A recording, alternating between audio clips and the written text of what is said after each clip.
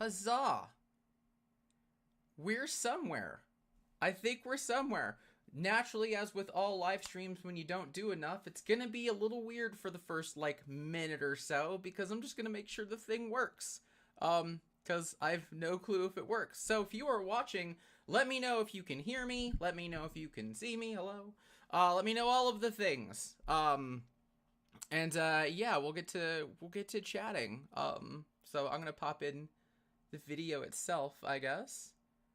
And I'm gonna mute myself immediately so that doesn't get weird.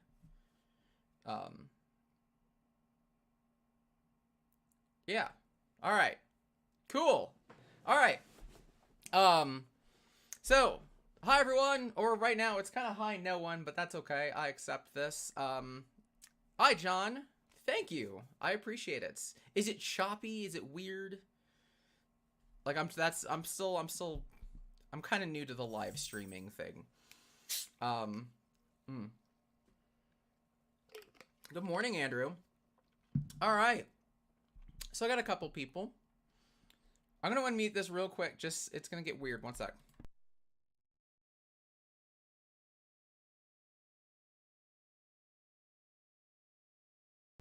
Yeah. Okay, cool. All right. I'm done with all the goofy stuff. So yeah, I wanted to spend a little bit of time. Slightly choppy. Ugh, I don't like that it's slightly choppy. I don't know how to fix that. I don't quite know how to fix that, sadly. Okay. We'll try. This is gonna be it's a first time thing for me. So I think I hope it doesn't get worse as as I switch over to the 2 camera. It says the connection's good, but I think my computer just sucks. I'm gonna try closing a couple of things.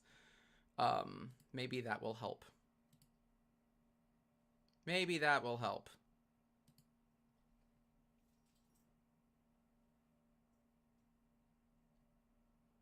Close Discord, close everything. Close it all. Everything goes. Anyway, so I wanted to spend a little bit today talking about Card Shop Live, as it says. I wanted to share a little bit of my perspective of kind of from the marketing side of things. And to be fair, I'm not going to be doing anything that really says this is a good thing. Like I'll be real clear. Like anything I do is going to be a stretch. But I figure for fun, I've got all of them. I have all of them. I should go get them because I'm going to need them. Right? We've got them all. Boom. All of them. The stack. The stack. Little better. I'm sorry. I'm gonna hope that that's not the case for the whole video. So keep me honest about that. But yeah, so I want to open these, and like I said, I wanted to try to do some good with this Card Shop Live stuff. I know a lot of people got these, so I figured I'll spend a little bit of time cracking packs. One, I know there's a little bit of some weird stigma, like so a couple people have said it's like maybe they just opened the boxes, searched for the legendary, and then put the other boxes to the side for this. I don't think that's the case at all. I don't think I don't see that being a thing. But who knows? Maybe, this could either be great, it could be garbage. The logistics around that kind of statement don't make any sense. Like, there's the money that you would make finding the legendary and putting those boxes to the side is so much less than just sell the stupid things. So I don't really see that being reasonable. So, but yeah, I want to do that. I want to see how many bulk decks I can get from the Learn to Play kit, which as of right now is at 4,997 views, like downloads. So I'm going to put in the chat the bulk deck list link, because this is what we're going to be working off of. So here's the goal for the day is we're going to crack these. I'm going to try to build decks. Right now, my normal, I can get maybe about 1.5 decks per hero. I'm going to see if I can get that to like 2.25. Because I didn't have crew or EVR in them. So that's going to be what we do. That's going to be kind of my goal, is if I can get 2 heroes, so I can basically get 16 decks out of this, I'm going to be happy. So that's gonna be the goal. I'm gonna split this up like this. So I know the list in the Learn to Play kit. Um, need to sort something. The Learn to Play kit has the ability to take like Dorinthia and put in EVR, and you have put in EVR into like the Welcome to Wraith Heroes. I'm not gonna do that. I'm actually just gonna split it just like this. So this is gonna be as it makes sense. Like some heroes don't have a representation in these two sets. But we're gonna target these three together because I know these three go together, and this is basically the history pack, which we'll probably also talk about because I hate the history pack. Hi James, hi Dane. Good to see you guys. So first things first, my thoughts around the Card Shop Live thing. Feel free to share yours in the comments. Also, I think this is a garbage thing. Even the spin of it's a good way for new players to get sets, that doesn't quite work because of the crisis of confidence that creates. There's only a couple reasons that you set prices this low realistically. So the first one is something like a doorbuster, which is what this looks like. This looks like a doorbuster, but there's no fear of missing out. You're not competing with other doorbusters like on a Black Friday, because that's kind of that's what you do as a marketer with a doorbuster, is you try to make yours so good that you are the first place that someone shops on Black Friday, and chances are you're going to spend a lot more, as that's the first place that you went. That's just kind of notoriously how that works. So this looks like a doorbuster, but it's not, because it's just out there. It just exists. So that doesn't work. The second way that you do something like this, or the second reason that you would set prices this low, is if you're doing a fire sale, which is kind of what this feels like. It looks like a liquidation sale. It looks like just get the heck out of the warehouse for XYZ reason. And I'm curious your thoughts as to maybe why that's the case, why somebody might do that. The third, and this is one that has no like logistic value here. Like logistically, you can't do this on the internet. But the third type in retail, the third reason you set prices so low to the point where you practically lose, is because you've created what's called a loss leader. The idea of a loss leader is it's something to be sold at a loss, knowing that you will buy more things when you show up. Places like Walgreens, this is great. This is massive in grocery stores.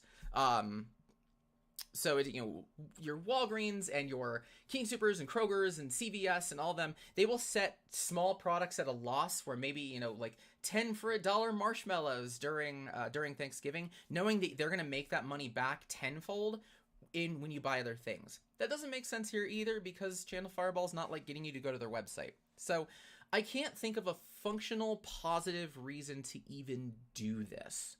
Like, it's not an awareness thing, right?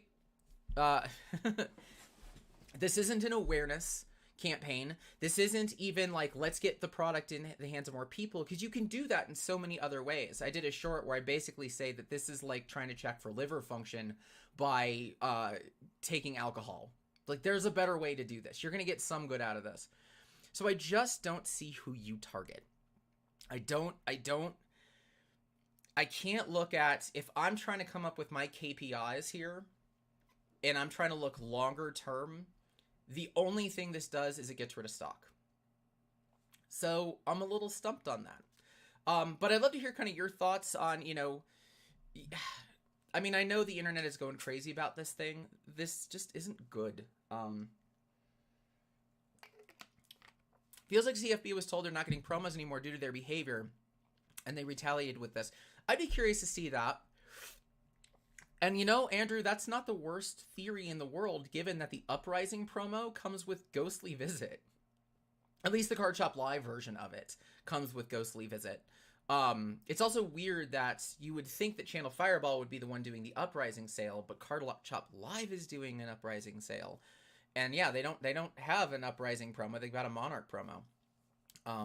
That's curious. But anyway, I figure we can talk more about this stuff. But the other thing that we're doing is we're going to crack some packs. Like I said, this is going to take a while. So for those of you who are catching at the end, This is what I'm going to do first. I'm going to split these into two. This is basically History Pack 1, so we're going to see how this goes. But, yeah, let's flip the camera. Whoop. Poor Prism. Yeah, Mon promo, yeah, it's kind of odd. So, all right, boom! There we go, look at that. Look what I can do. I can flip and go to something different. Har har har har har har. I'm sporting the Prism mat from FAB TCG Cards. Jim and crew, they've been going on an affiliation run lately. I've seen ghostly visits in Chain nowadays.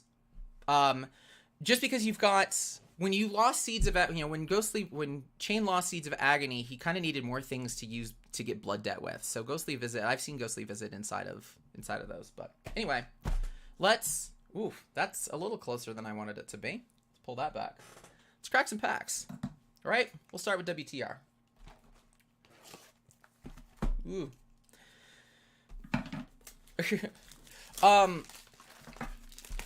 So I know that some conversation has happened around, like, how do we fix this? Like, what do we change this? Oh, by the way, I'm not drinking beer just yet because it's 10 a.m. So this is like fake Red Bull from a soda stream.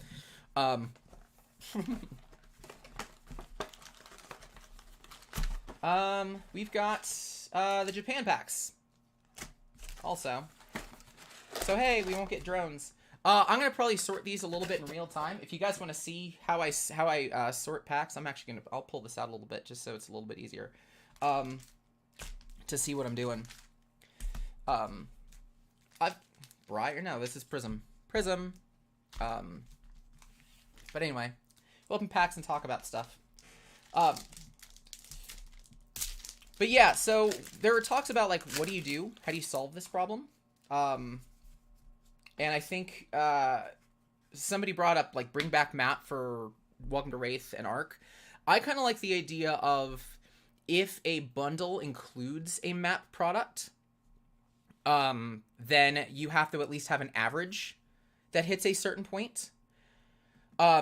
Difference in pack, good question. Difference in pack, first off, these are different. They've got a different crimping up at the top. They also open a little bit differently. Quality-wise, these are a little bit more matte. They don't shine as much. I don't necessarily know if I've got... let's see if I can find a Japan print real quick. I should have some in here. Yeah. Yeep. All right.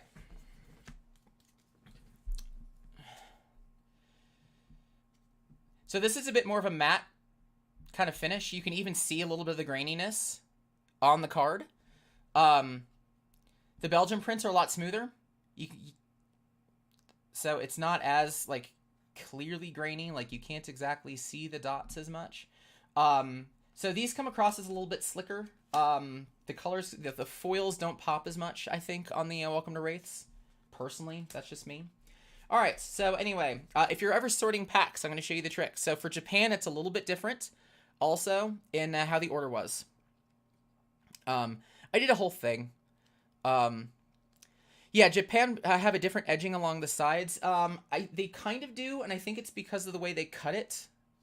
I think they cut it in the opposite direction. Like, the edges are worse. Anyway, so you to sort a Welcome to Wraith pack real quick. For generics, your equipment off to the side. You got a sigil to start. Steel blade shunt. Head jab. Okay, cool. And then from here, it's actually a rotation of whatever your starting hero is. You're going to go through each one once, and then it's going to just circle around. So in this case, it's going to be Warrior, Brute, Ninja, Guardian, Warrior, Brute, Ninja token. And you can just do that really easily, really quickly. Boom. So I'll try to blast through these a little bit quicker. So token off to the side.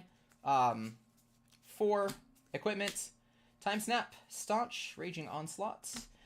Starts with Guardian, Guardian, Warrior, Brute, Ninja, Guardian, Warrior, Brute. Always going to be the same foils. Yeah, personally like the Japanese foil better. Absolutely. They don't Pringle as much, which is nice.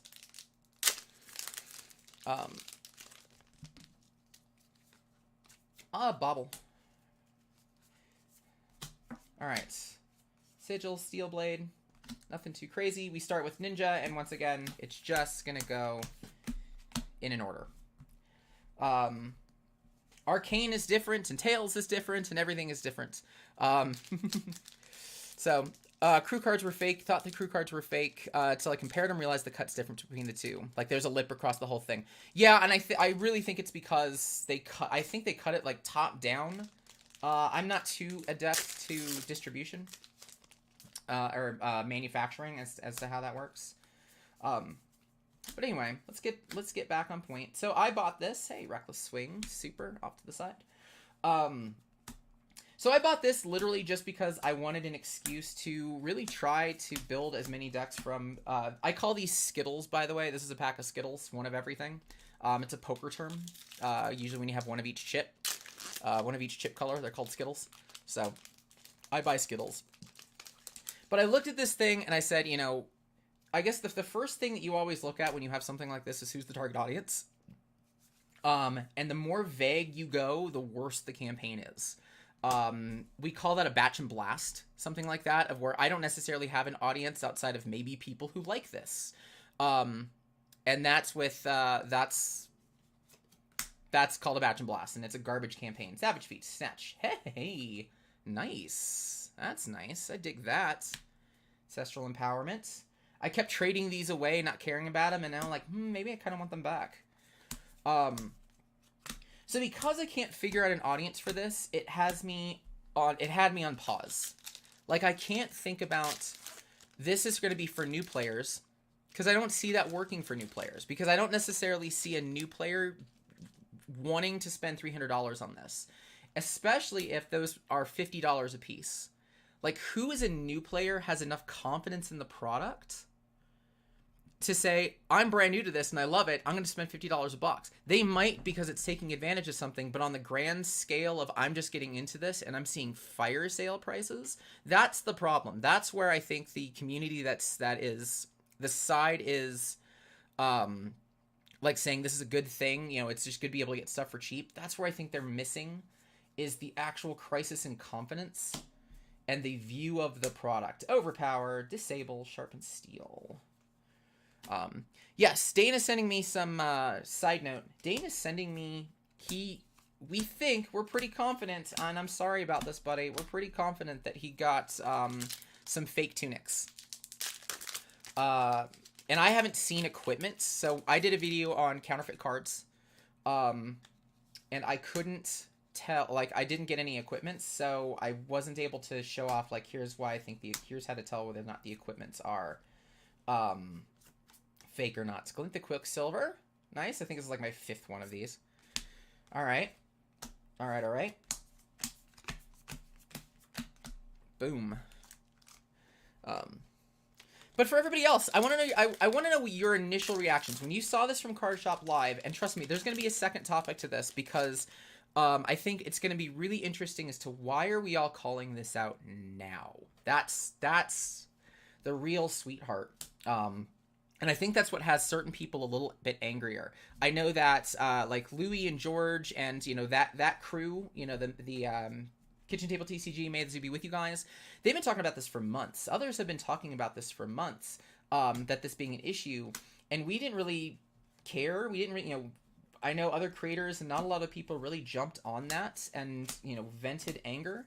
I think the last time we really vented anger was when Channel Fireball had Monarch boxes for like $500. What's up, Lipsky? So when they had them for $500, we were mad because it was like, wait, we all confused that we all thought that they were a distributor when they're not. They're a direct seller. So Potion of Strength, Raging Onslaught. So I'd like your take as to kind of why did this cross the line for you? Because I know nobody talked about it originally. Like I actually searched for videos of like the Monarch pricing that CFB did. I saw a lot of complaints on Facebook about it and whatnot, because it was garbage. But why did this one cross the line? My theory is because it actually makes the game like. Actually, I don't really know what my theory is, because even the Monarch one made the game look bad. It was just bad in the opposite direction. Bonehead Barrier. of, you know, the people who were worried that this was just priced incorrectly, like it's, you know, they're pricing people out of the game. Why weren't we up in arms then? Right? Dish guy got his in 2 legendaries and 6 boxes. Definitely not searched. It's good to know. Yeah, for those of you who missed it, some people have been talking about like maybe these were searched. No way, I don't think so. The money that you would make searching these is nowhere close to the amount you would lose, like the loot you would lose to hire somebody to do that, and a place to store the boxes, and like it just doesn't make sense. Just doesn't make sense for them to have searched these. They're just they would lose money trying to do that. So this was the one that broke stores. That's okay. Yeah. I do know that, you know, a lot of the takes of this were, and I guess that's a good thing. I guess all things considered, something good that you can get out of this is the community's dedication to LGSs, right? Because we are all saying like this bones local game stores, and we're up in arms about that. And if we're all supposed to be just greedy, money grubbing to the moon sacks of garbage, we would be jumping all over this deal. Sorry, you might hear the dogs in the background. One sec, I'm gonna mute this.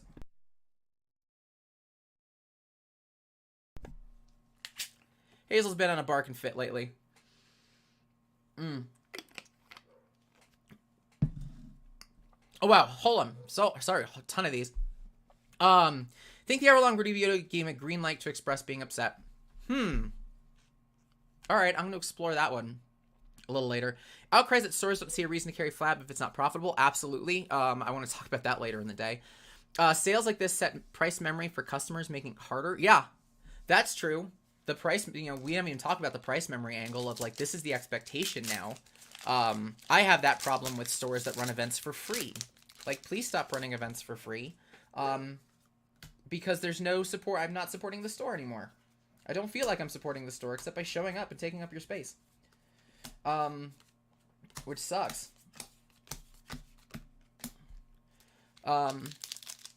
Didn't feel they did anything wrong. Pet policies about map, but didn't meet the spirit of map. Not that they were obligated to, but it showed their motivations. In the past, when there was a collector store bundle of a similar price, it pissed stores off, but LSS could do something about it this time. Who knows? Lipsky, I'm not there yet. I'm working. This is like fake Red Bull. I'll get to beer later.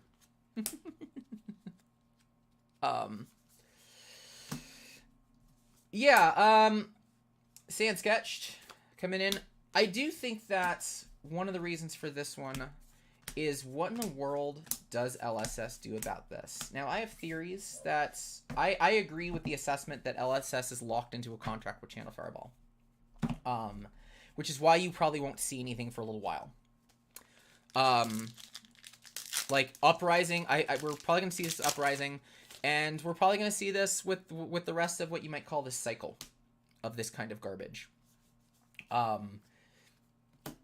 And that's gonna suck. Last ditch. Wow, there's a foil Majestic and a foil Super in these. I've heard that the Japan boxes track better as well, so yeah. Biggest issue is the way that stores and new stores seeing the product as a toxic asset. Absolutely. So yeah, I think my theory is that when Fab exploded during COVID, like, you know, it wasn't selling for a ton, and then suddenly it was selling like crazy. And LSS needed a place to go that could distribute, that had the reach, that had the ability to distribute. And they made kind of a garbage deal, like a triage deal with Channel Fireball. And Channel Fireball just used that. No legendary in this box. I totally forgot that I was maybe looking for those. That's okay. So I think that's what I feel like that's what happened and why they're getting a little bit screwed. Thoughts on tournament? Has a term, say 3 years. As an investor, Channel Fireball is trying to squeeze as much revenue as they can. Sup, Dice? Hey, man, I got a crowd. I love it.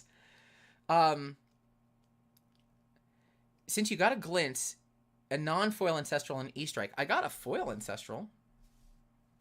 Be interesting though. Yeah, so I do think it was for a term of 3 years. It's you definitely don't do like a per set deal. Like nobody gets in on that. Oh, cranial. That's a super. I forget that cranial crush is a super rare. Um, yeah, so I think that this is you're gonna see this for at least this next cycle, and then things might change.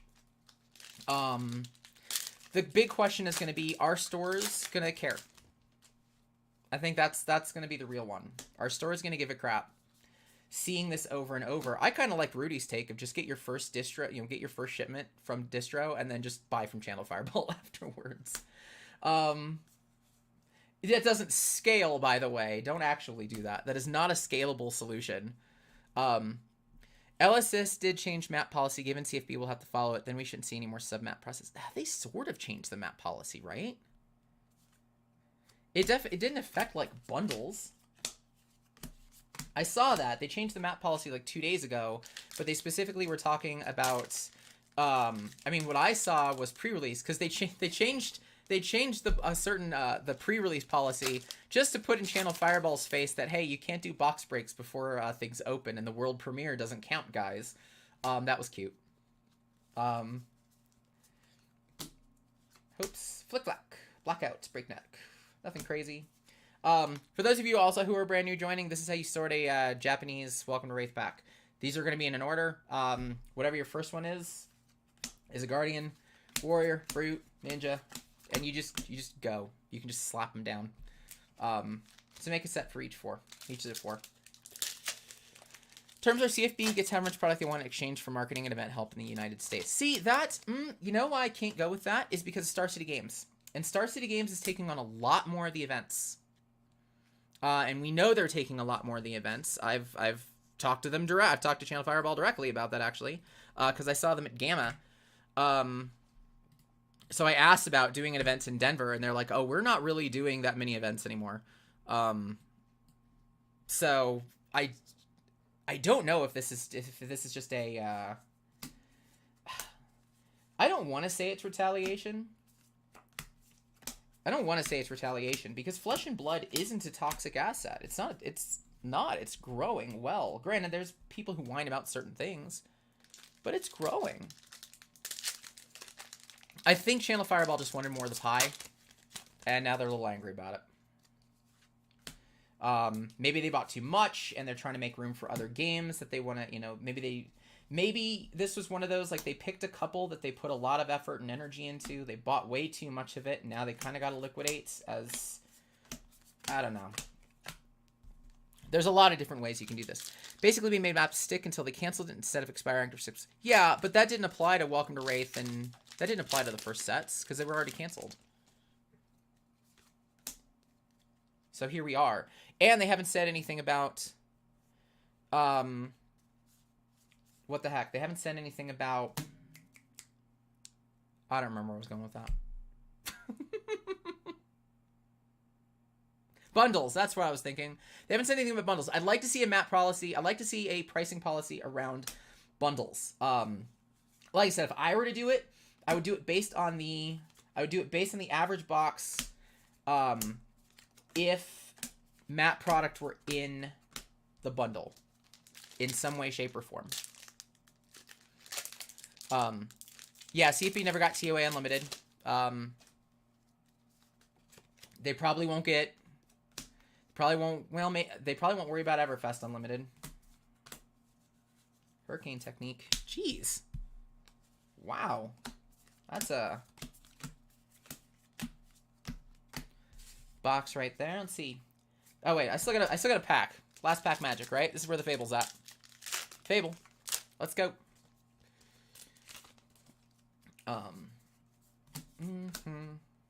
Jeez, holy crap. Wow. What a box. Okay. Okay.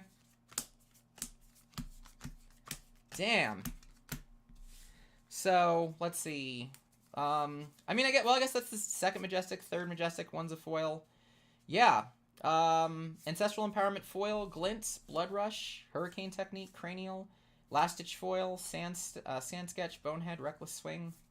1, 2, 3, 4, 5, 6, 7, 8, 9. 9 hits. Woo! Um, awesome. Yeah, good luck with the learn to play stuff, Jim. For anybody who is like looking, also, I'm gonna throw this up on the screen because I can. Boom. That's the learn to play kit that I'm gonna be building these things off of. Oh, you don't belong there. I figure I'll open the 3 boxes and then we'll go back and sort. I think that's the way I'll do this. Just because I know we all want to see cracks get, packs get cracked. I keep saying cracks get packed, and I know that's wrong. So I'll put stuff over. So again, for those who joined late, I'm cracking over the CSL boxes. I'm going to start with the first 3 together, and I'm going to sort the 3 together. I'm trying to see if I can get 2 2.25 pack decks per hero. That's my goal. That would be great to try to pull that off now that I've included crew. So I'm going to be testing my Learn to Play decks, my lists. So please check that link below. Last I checked, I was at 4,997 downloads. It'd be really cool to hit the 5,000 download mark. It'd be pretty slick. All right, so that was Wraith. Wraith was a good box. Let's do jump into good old Arcane.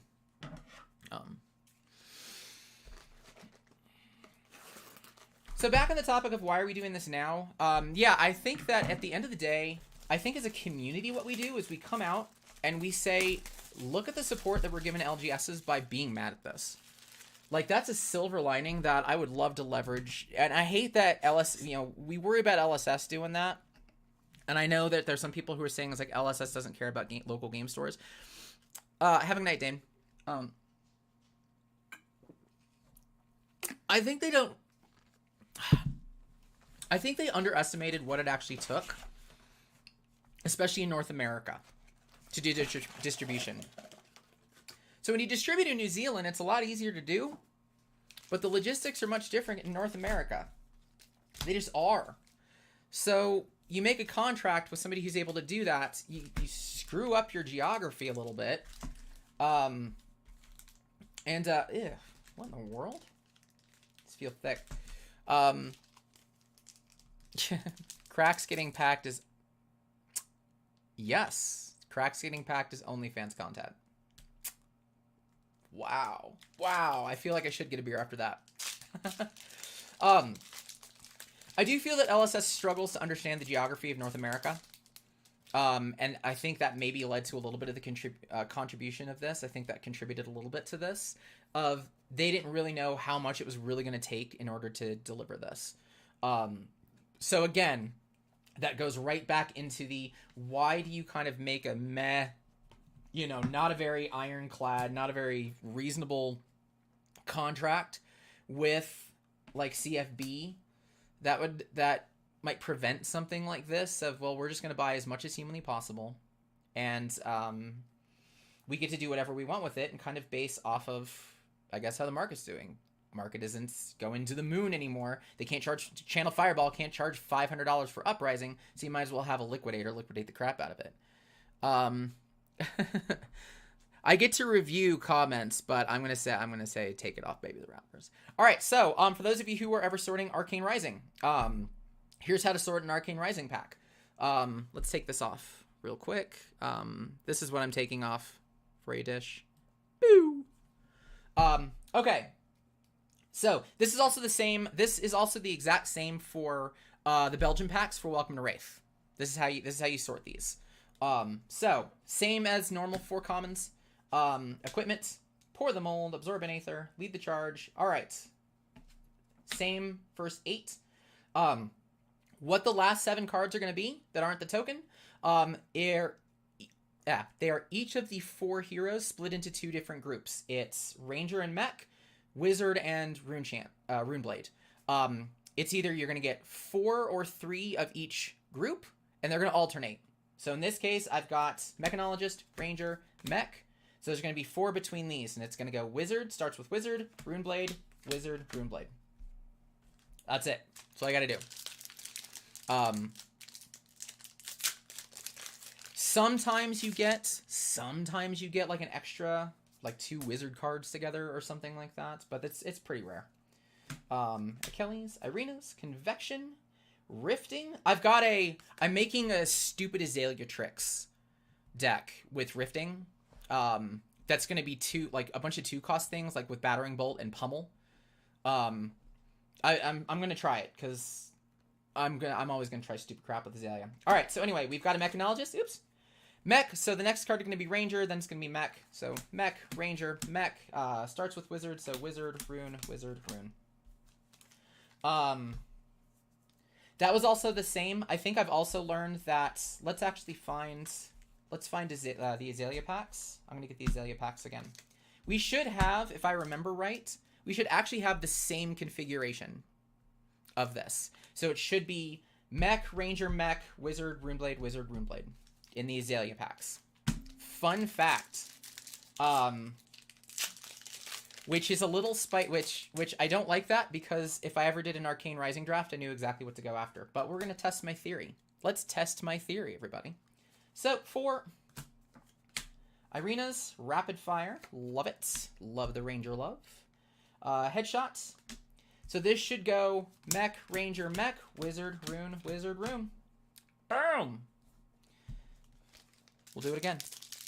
And I am actively not really looking for bulk right now. I've got so much bulk, and this isn't going to help. Just isn't. So, boom. Talzin. Reduce. Vigor Rush. 1, 2, 3. 1, 2, 3, 4. We'll do it again.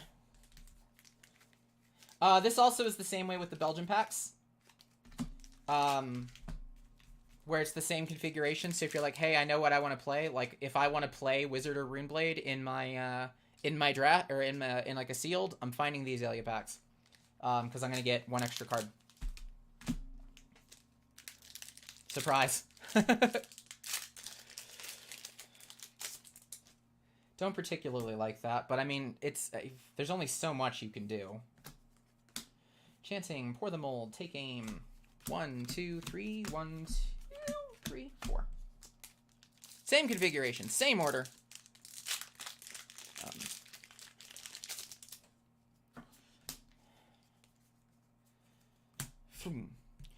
Anyway, I wanted to go back to my Sturdieth Winds Rifting. 1, 2, 3, 1, 2, 3, 4. Sorted. So I wanted to go back to my point of just an understanding of geography. I think that this is one of the biggest struggles that LSS has, and it's something that I've been yelling about, is get out of the bubble. Like, please, Legend Story, please get out of your bubble of New Zealand. It would be great to have representatives who can speak on behalf of LSS, going to distributors, going to printers, going to hey Coda, hey Ken, hey everybody, going to trade shows. Like, the fact that they're not anywhere. I'm gonna tell a really sad story here. The fact that they can't represent themselves at major conventions outside of tournaments sucks. I wish there could be somebody who can educate people on the product, who would be able to, like, actually set stuff up. Right now, you sort of have the SCG Con, but those are just, like, learn to play tournaments. But nobody's really speaking on behalf of LSS. And more importantly, nobody from LSS is in those that is capable of talking to local game stores and talking to distributors and talking to people about actually getting them onboarded. It's just, tournaments are just for players. I wish that we saw more of that. I wish that we get out and have that actual representation. So here's the sad story. I went to Gamma recently. Yeah, give me 1 in the US, give me 1 in Europe, 1 in, actually you can go pretty much everywhere. 1 in Asia, 2 in Asia, bubble. All right, so this should be a little bit of a different configuration with the 7, by the way. Boom, boom, reduce, Aether Sync, lead the charge. Starts with Ranger this time. Mech, Ranger, Mech. Cool. So that should be the same with this one. Ranger, Mech, Wizard, Runeblade, Wizard. So I was at Gamma. Because I just, if you don't know, and I'm going to fully disclose this, I do marketing for Genesis Battle of Champions, another game that I really enjoy. That might pop up in this little live stream we're doing. But I do marketing for them. So I went to Gamma, So we could do exactly what I wish LSS would do, which is we had a booth and we were showing local store owners the game. We were showing other creators the game. We were making deals with, like, and it's not even just that. There are more deals that you can make. There are more people who you can talk to, because we're talking with press, we're talking with reviewers, we're talking with, you know, content creators and other influencers, and we get to meet them and show them the game and give them that confidence. So you're going to see some really cool things happening for Genesis because we were at Gamma having those conversations. It's not just distributors, local game stores, players. That trifecta, there's a lot more in this industry. So we were at Gamma, and we were right next to PhD. They're one of the two main distributors, the other being Southern Hobby for North America, or at least for the United States. Sorry, for the United States. Poor PhD, induction chamber. Nice. Poor PhD had this tiny little table. They were 10 by 8. They were 10 by 8 tables. Anyway, all right. Ranger, mech, wizard, Runeblade, wizard. Same configuration. I'll just do it again because it's fun. So PhD had this tiny little 10 by 8 table, and there was, like, they had no banners or anything. It was just a table. And they had 3 play mats out. They were showing people Metazoo, Nostalgics, and Flesh and Blood. And it was just 2 guys sitting alone, nothing behind them. Just, it literally was like this black curtain. And they just sat there, and they just had a sign that said PhD. I was like, oh. It was really depressing that was the only representation for something as massive as Flesh and Blood. Like, Genesis got to make a much bigger case. Cryptic got to make a much bigger statement than that. It's just... guys, this is such an easy win. I know it takes money, and you've got to put trust in others, which LSS is getting a little bit burned on that. Oops. They're getting a little burned on that right now. But the things that LSS could do, the things that Flesh and Blood could be, if they got out of the bubble, would be surreal. Absolutely surreal. I don't know. I'm curious. I'm gonna ask the group. What do you wish LSS would change? Just out of their business model. Just business and growth stuff. Let's not talk about the bans and restricted. I've got my own thoughts on that. But what would you want them to change as far as how they operate as a business? Because I'm not gonna lie, and I know this is a little spicy. I'm really worried about that. Like, of all the things that scare me about Flesh and Blood, which there's not a ton, but the basic operations, that's a little scary. It's a little scary. Alright, I'm not going to do this in the, I'm not going to search for the other Viscerais. We gotta get through these. Boom. Null Rune. Stir, Petal, Scalding. Nothing. Well, we got those two. Huzzah. That was a Kano pack? Yeah, it was a Kano pack. Notice it was different. Problem is, I have no clue when it comes to the crew and the EVR. Like, I don't necessarily know what that order was, honestly. So those are going to be a little harder to sort. Oath, Absorb, Null Rune. Darn! Darn! For playing the 1 foil equipment per box. That's a little sad. The sadness continues, guys. Just continues.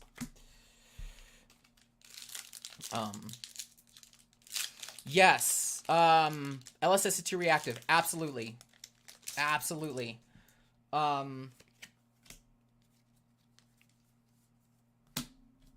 especially with the BNR. Now that I'm thinking about it, it's like Forked Lightning.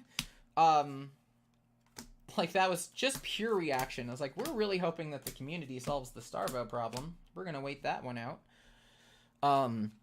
LSS seems to be very James White centric. Thinks he's great design for marketing is not great. I can only speak so much legally to that. A lot of decisions seem late.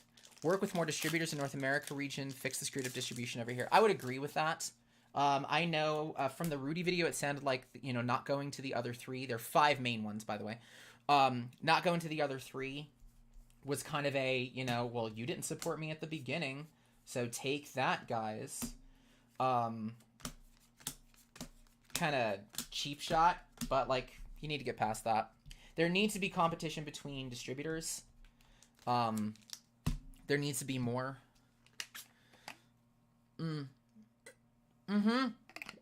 Best of.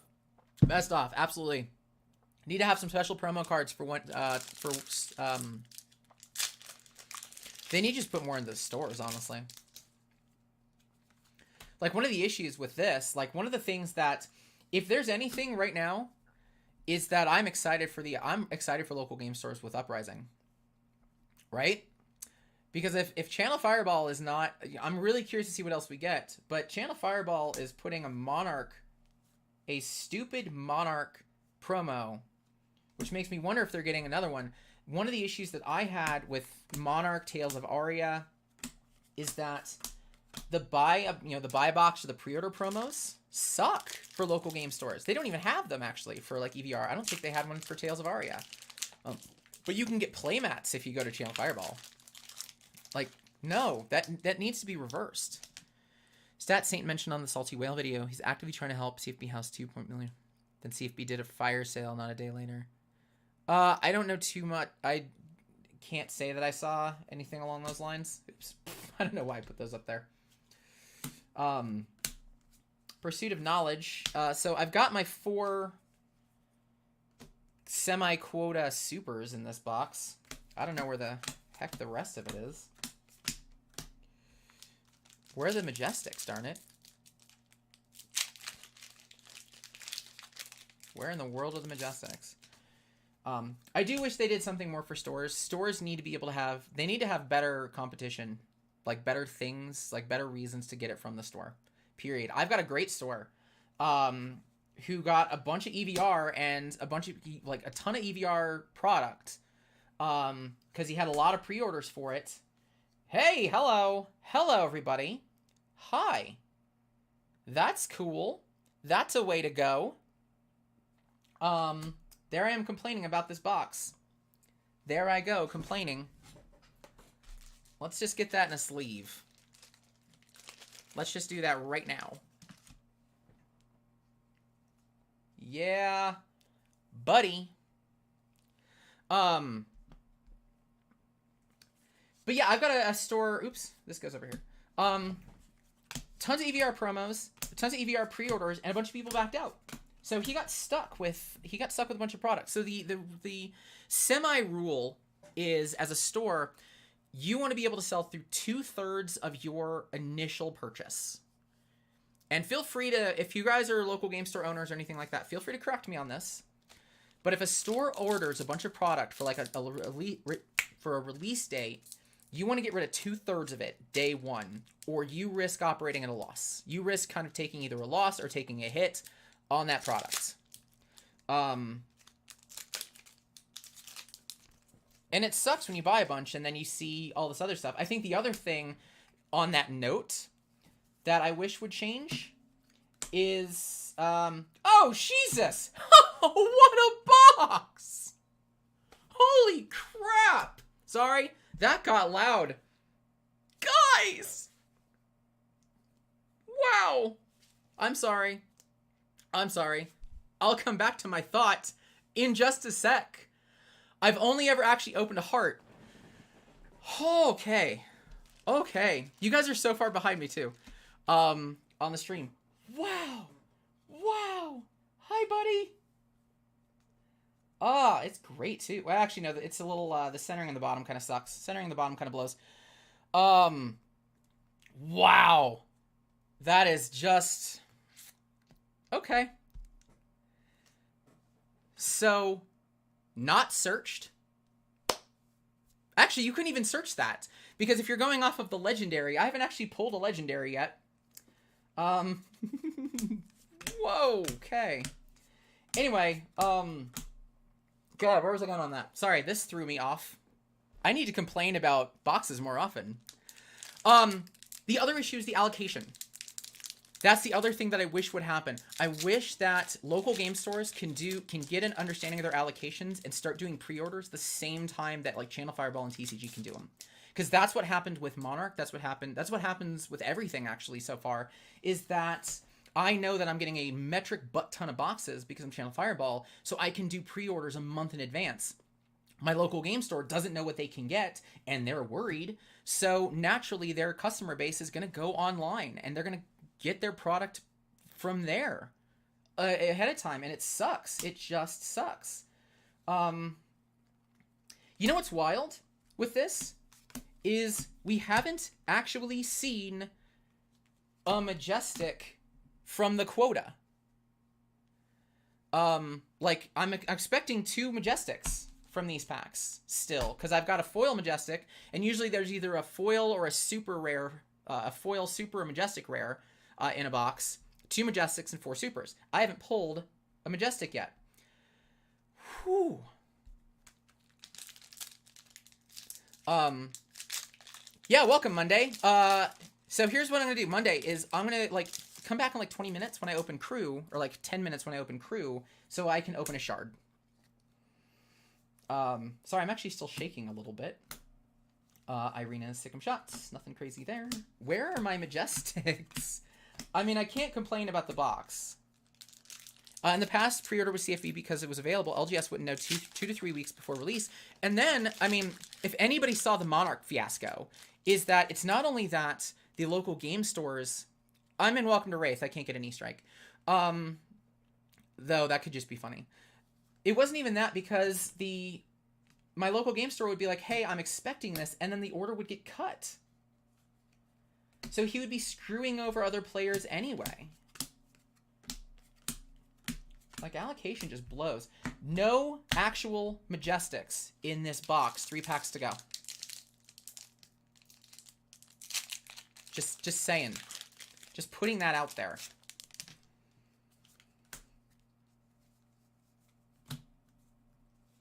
Roos, pour the mold, hamstring shot. This is weird, guys. You are about to see a... I'm not... Right? These aren't Majestics. Nope. You might actually see a 0 proper Majestic box. There's got to at least be one. There's got to at least be one Majestic. Which is probably going to suck. I'd laugh if it's another Command & Conquer. I know Command & Conquer is a Majestic, but usually in the quota you get non-foil Majestics, and this could be a super or a Majestic. So this is kind of like a wild card. There's no guarantee that this had to be a Majestic. This could have been a super, and it would have fit this bill. So take cover, Sonic Boom. There we go. There's our Majestic. There's at least a Majestic.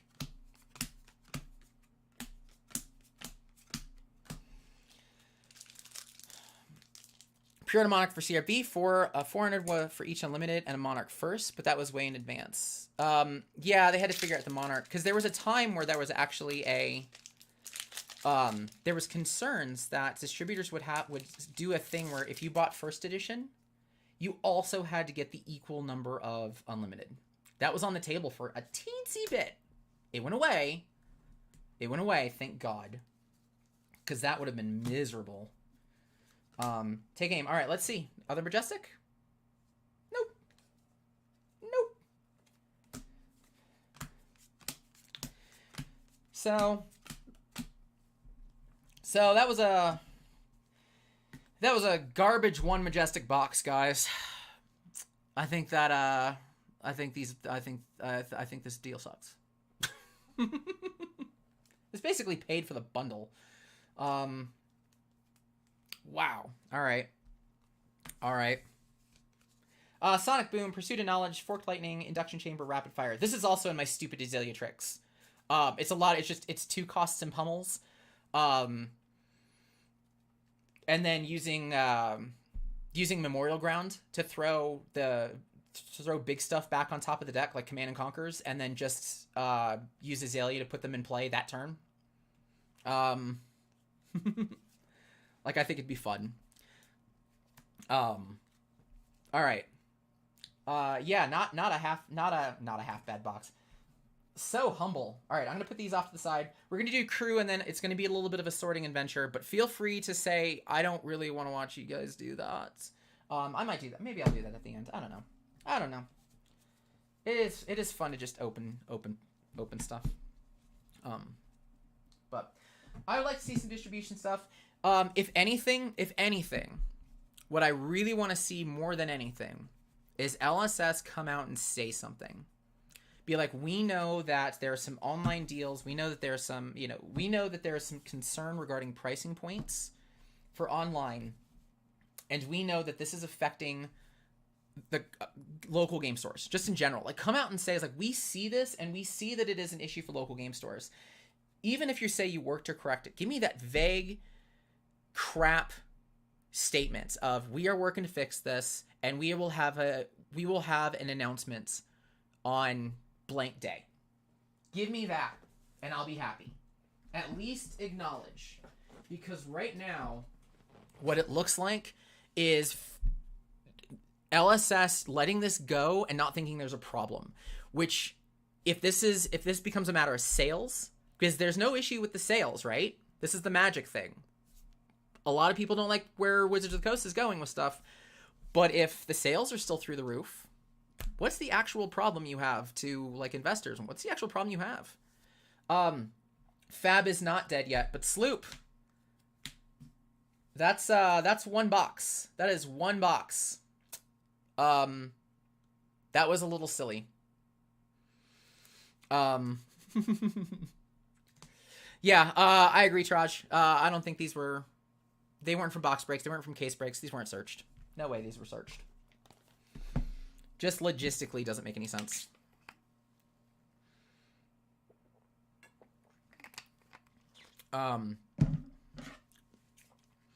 But yeah, so I'm really curious if LSS does nothing with this, then I'm really curious how they're going to talk to LGSs in the future. And I guess, since they don't have any representation out here, well, I guess they don't really have to be accountable for those relationships, do they?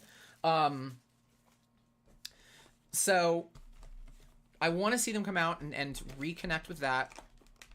But also, like, if there's nothing with this, then there's no acknowledgement that this is a problem. And at the end of the day, I accept that maybe they got themselves locked into a crappy contract that allows for these sales to exist. I can accept that. What I can't accept is not even an acknowledgement that we want to do better in the future.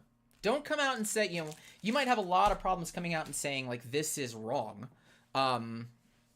Because you might have legal problems with that.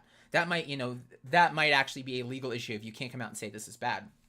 But what you can say, just like you did with Fab 2.0 and the first edition, boxes weren't just weren't fun to open. You can say something. You can say, it's like, this is not functioning as designed. This isn't bad. All right, Crucible of War, guys. I don't necessarily know how these work. I don't remember how these work. It's been a while since I've opened some crew. I know that there's no, like, I couldn't tell you how to sort these. Though, maybe I just found out. Hey, that's a good start. That's a good start. We're gonna test this order, okay? I got 7 heroes in a row. I'll have to have an 8th. We'll see if it just goes in a line, kind of like the Welcome to Wraith for Japan Prince does. Which could be the case. I think these are Japan. These are the Japan prints. So let's see it. We got Wizard, Runeblade, Ranger, generic. I forgot the generics were a thing. Generic. Warrior, Jesus. Warrior. Nope. Okay, so it's not quite, but it's close. Chokeslam, Crane Dance, Dauntless. It was close to a line. So these might not be that hard to sort. These are the boxes. Yes. So this is the Card Shop Live bundle. I picked it up. If you're wondering how the heck I got this so fast, it's because I live in Colorado and Card Shop Live's in Nevada. I'm not a far journey. Okay, so Ranger. So if this is Ranger, I would expect this to be the generic or Warrior, and then we move down the line. Nope, not even close. Yeah, as I forgot about tokens. All right, this is not going to be as exciting.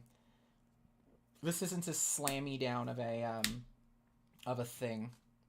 Brute, Promise of Plenty, Remorseless. That's a good one. Good one to hit. For anybody who is struggling with the chain matchup, put some Remorseless in your deck. That'll solve that problem real fast.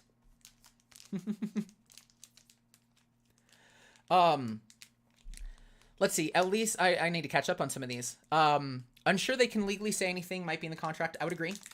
That it's just bad form anyway to come out and say the Channel Fireball is screwing us over. Like, you can't say that. You shouldn't say that anyway. You don't want to burn that bridge. You just need to fix the bridge.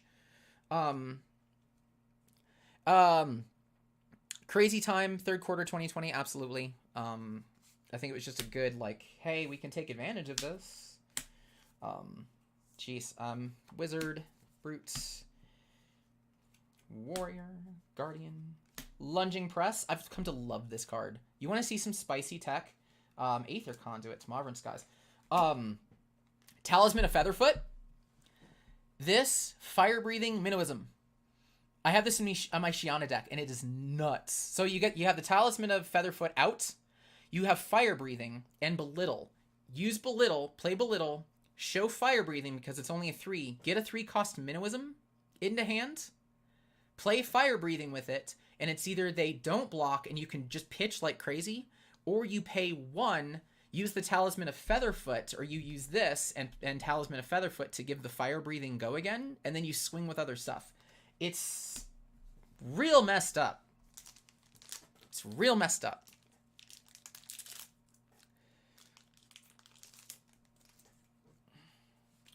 Brutal Assault, the only generic. Common. I think it's the only generic. I don't remember. No, it's definitely not the only generic. Ninja. Hit and Run, Out for Blood. Reinforce, Edge of Autumn. I forgot what I was talking about. A little bit. I apologize. I was losing that. Oh yeah, that's right. I don't think you can legally come out. You don't want to burn the bridge. You just want to fix the bridge. But I still would like to see LSS just say something. I do like, let's see, at least as we think LSS is reactive and seeing how the community is reacting to CFB's bundle, they should take some action. Yeah. I said this earlier. I think that the biggest thing that we can get out of this is the community's appreciation for local game stores and true dedication to making them succeed. Because if we were the true garbage community that only cared about money, we would be going crazy and loving the daylights out of this and saying, thank you, Channel Fireball, for making stuff so cheap. But instead, we're all up in arms and saying, you are screwing over this game, you're screwing over communities, and you're making LGSs not want to participate. What community who is interested in money only says that? Nobody. It's not a thing. So you know what? Go community. Good job. Copper. I don't even know where I'm putting tokens. This is a little, like, some of these are a little bit weird. Flying Kick. Crush the Weak. I saw that. Consuming. Perch Grapplers. I don't really like the Perch Grapplers. Not gonna lie. I'm not a huge fan of these cards, but that 2 block is great. If I put these in, I'm putting them in, like, if I'm going up against Benji, then I'm using Perch Grapplers. Suck it, Spring Tidings. Little jerk. But yeah, like, no other community can come and say that we are purely about the profit. I know that there was a time you could say that. You could say that we were all about, we were all to the moon, and I think that Flesh and Blood launched something really bad in the in this industry. But we couldn't have known that. Ooh. Like the Ira.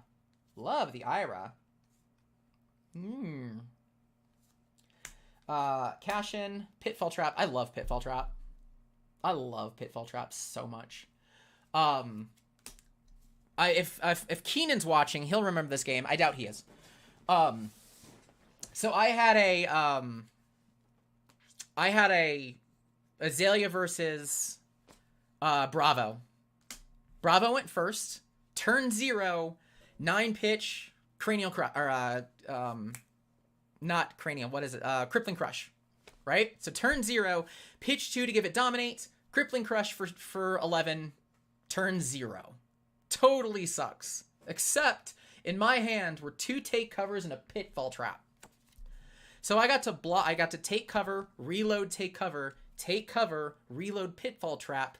I took 1 damage and he took 2. I lost that game in the end because I couldn't get past the 43 health that in a blitz deck because he had so many Blessings, Deliverance, and Sigils. But I was really proud of that moment.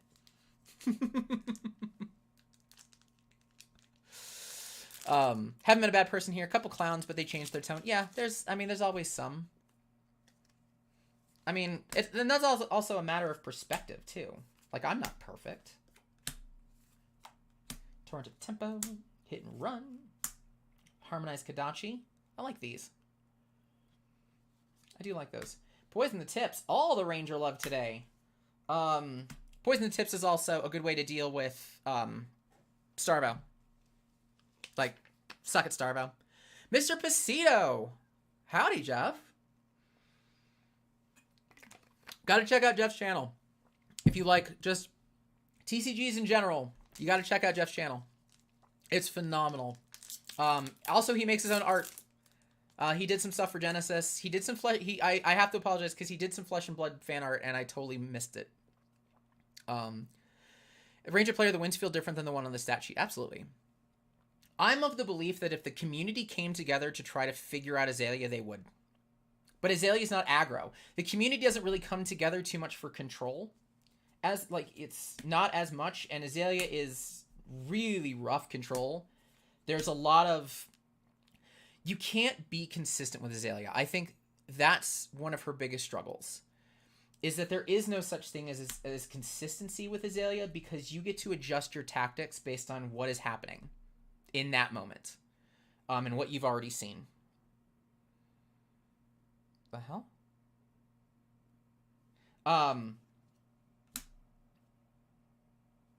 So that makes her really tricky. Centauri, Dauntless.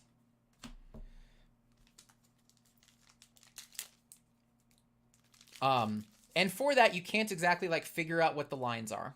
That's the other thing. There's no lines in Azalea.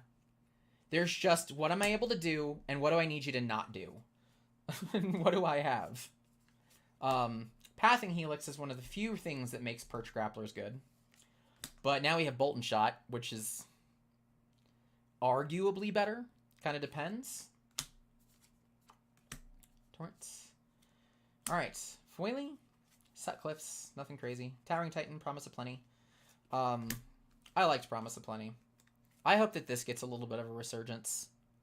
I hope we see more of this.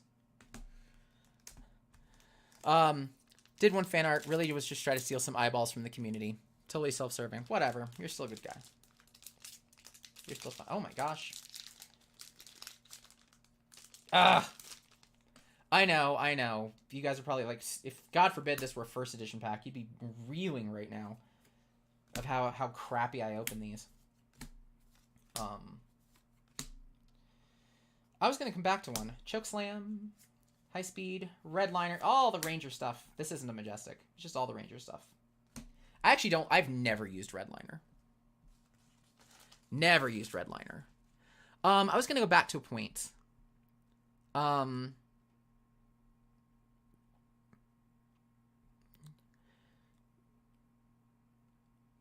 don't remember what it was. Unfortunately.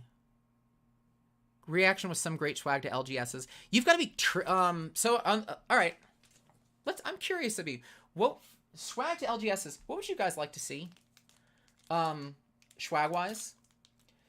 Because I think one of the things that I've always struggled with certain games is like the organized play kits start to feel monotonous after a while. And they're just not that exciting. And I know that you can leverage, like, one of the things that you could do for Boding Bolt, more cash in to reinforce the lines. One of the things that you could do that exist is being able to go out to distributors and give them distributor-specific promos. That's what we do for Genesis, is we have, depending on distributors, what distributor you get the product from, you get a different promo because we gave the promos to distributors. And the thing that you might not know is that distributors get themselves into product because of their ability to market it as well. So one of the things that I have to do for Genesis is also figure out a little bit of how do we partner up with our distributors and get them wanting to kind of talk and push the product. And that's things like putting it on their website, putting it featured, if they do like a newsletter or something, having us represented. They do that on their own, and they want to make sure they can do that. And it really helps when you provide some sort of specific promo to them, or some sort of deal of, hey, local game store, if you get through this distributor, because we know you have deals, we know you have contracts with probably multiples, you get something for it. I'd like to see something like that too. I think that'd be pretty cool. Salt the wounds. Predatory assault. Sleep dart, one of my favorite cards ever. I love sleep darts. This card was clutch in OG Chain. So as a Ranger player, the play against Chain, which this is actually still the play. Start with your sleep darts. Save the red in the ledgers, or for at least Azalea fans, save the red in the ledgers for later. Start with the sleep darts. Chain is gonna block these like crazy because he wants to get the soul shackles. He needs to build that tempo where he's gonna start losing. So you use these up. Let him slowly get to those soul shackles, and then bring out the red in the ledgers. And by then, they've already probably gotten rid of their Carrion Husk, and they probably have lost a lot of their defense value. But now the soul shackles are swinging 5-6 in the banish zone, but they only get one action, and they're going to start losing. They're going to start burning themselves. My win rate versus Chain was about 60% with that tactic. Content's going to be super unique, perhaps only places to get some cards. Yeah, I think you could do more unique stuff. Like, take advantage of how much printing you're doing. And you probably, the logistics around, and the cost around, like, having something for a specific store, that just, it doesn't scale to where it's at. Like, something like, smaller games, I'm not just going to keep talking about Genesis. Smaller games can do, like, LGS specific. Anybody that, like, ran on a Kickstarter can do LGS specific. Chokeslam. Soulbead. Snapback. Pointless card. Pointless dead card. Incentives from Dispros to get in Fab early were fantastic. Loaded us down with welcome kits and whatnot. Really pushed for us to carry the product and build communities. That deteriorated over time. Now that it's hard to get even the armory kits on time. I'm curious what else did they give anything else? I know we had the retailer appreciation kit. There were the Ira decks. Did you get anything else for that? Like, hey, please try, because it's not even just because it's a proactive campaign. This is like an awareness campaign and a nurturing campaign where maybe the LGS hasn't actually heard of us yet, but I want to send you something, because that's what I do. Is we're giving away kits to, like, try the game, and then we'll be here. We'll be here if you'd like us. Mauvrin Skies, Crane Dance, Towering Titan.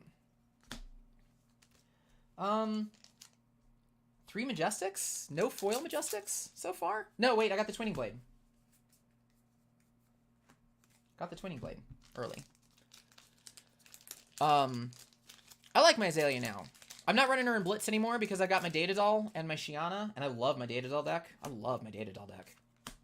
She is a mess. She is a mess and a half. Chokeslam. Consuming.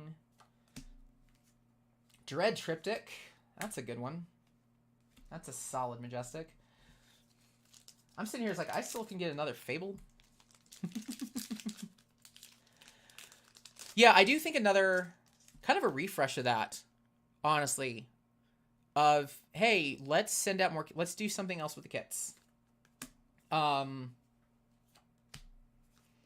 Let's send out not just things to get new players in, but new players growing. Because the thing that, I'll say that in a sec, another worthless snapback. The thing that the Ira decks don't do is encourage the next step. And that's one of the things I really like about the Learn to Plays, is that these Learn to Play decks are intentionally weak. Because they need to scale.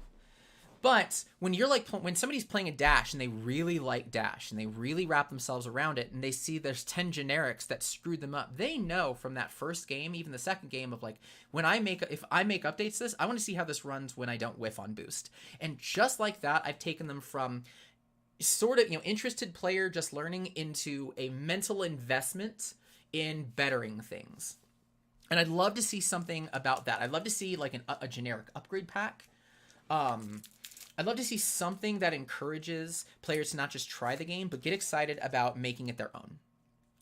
And that's not something that a lot of companies do, to be honest. That really isn't. And I don't think it's a hard campaign. I don't think it's tough. Flying kick, push forward. Righteous cleansing. There we go. I think that's the box tapped out. 1, 2, 3. You guys kind of don't count. 4, 5. Oh no, we're not even close. We still got 1 and 1. Under the normal, I think the quota, the semi-quota is 6 Majestics, 2 foil Majestics. Starter Blitz and bonus class back. Yes.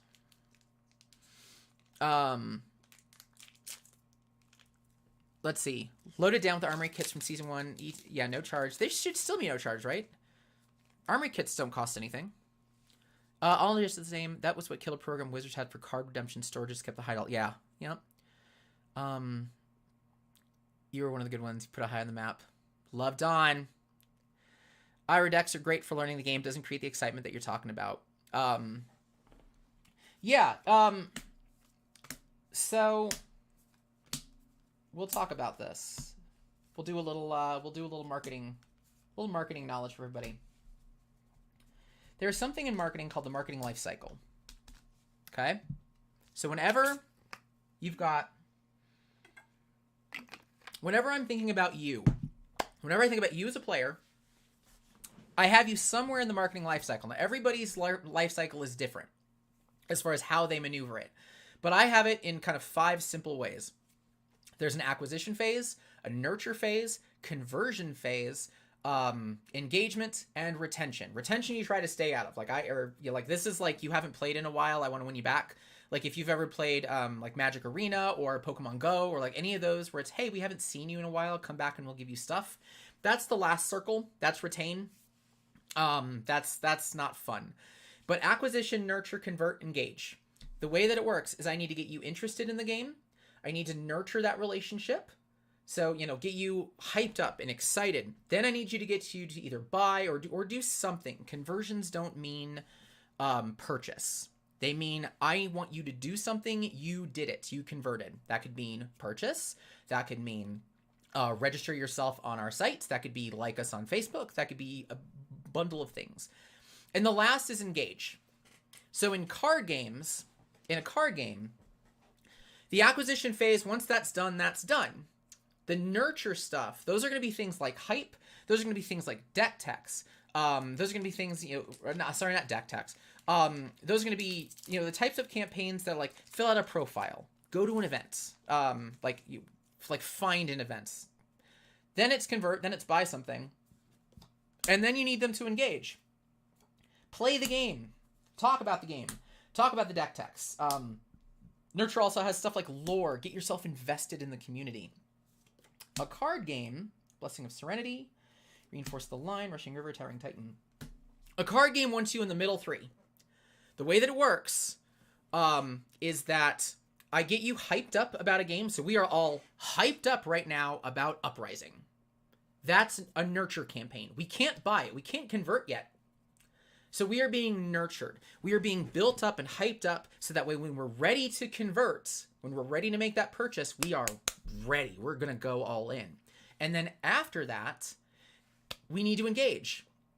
So you engage us in things. You do deck techs. You talk about like what's your favorite hero from this set. You keep us going with the excitement of the purchase that we just made until the next set comes out or is close to, and then you go right back to nurture campaigning, and that's where you build the hype engine for the next set. And we get in this circle, and this is a good circle to be in. This is where you want to be. Is I get excited for the game, then I buy it, then I play it until the next thing comes out that I can buy, then I get excited, I buy that, I play that, and you just over and over and over. It is a sweet spot. That's where you want everybody. That's where we all are as card gamers. And really anybody. It's the case in any it's the case in any type of product. Sometimes that engagement is stuff like write a review, share on Facebook. Man, I had a great idea for Flesh and Blood stuff that I sent to LSS, which was Fab in the Wild. And I don't remember if they actually did this. Plasma Purifier. again for my data doll. There you have it. Which was fab in the wild, because I used to take I took decks out to like random places because I would always go to breweries. I still go to breweries, and I thought it was fun to like show pictures of me playing Flesh and Blood in a brewery. And then I was like, let's take like Azalea and have her hide in a tree. Like I went on a hike and I brought Azalea in, and I stuck her in a tree. So, you know, like she was hiding out looking for prey. We had we hiked up to the top of a mountain. Hiked up to the top of a mountain. And I put Bravo up there. It was just a picture of Bravo looking over the mountain. And it was fab in the wild, and I tagged it, and I thought it'd be fun to see what other people, like the cool places that people play Flesh and Blood, because we're all used to just seeing pictures of a local game store, which that's fine, but I want to see the world, and I want to get the community engaged and being proud of where they're playing. I thought that was a really fun campaign. I thought that would be a really fun campaign. Last pack. Every time, thanks. Do you know the circle is too drawn out? Do you think the circle is too drawn out right now? Uprising the only big set for the year. That's a good question. That's a really good question. What a weird pack. Not a good pack. Not a good last pack, but a weird pack. All right, not a mind-blowing box. No major spice in it or anything like that. Plasma, Remorseless Perch, Poison, Righteous Cleansing, Dread Tiptrick, Twinning Blade, Foil. I didn't even get 2 Majestic foils. Blah. Blah. But I've got these that I will be able to sort through. I'll put these off to the side. I'm just going to keep cracking boxes for a little bit. Let me think. Let's see. So right now, yes, there's one set. Well, I mean, for this year, let's see. We had Everfest. We had Uprising. Yeah, like, it's going to be harder. It is going to be harder to keep people nurtured and engaged and hyped up. Because it's going to, like, there's going to be a point where it's just, there's a lull. And I think the way that it's working is that lull is going to be tournament seasons. Which is another thing that I wish they would frickin' resolve. A little bit, because I don't quite like how they do tournament seasons.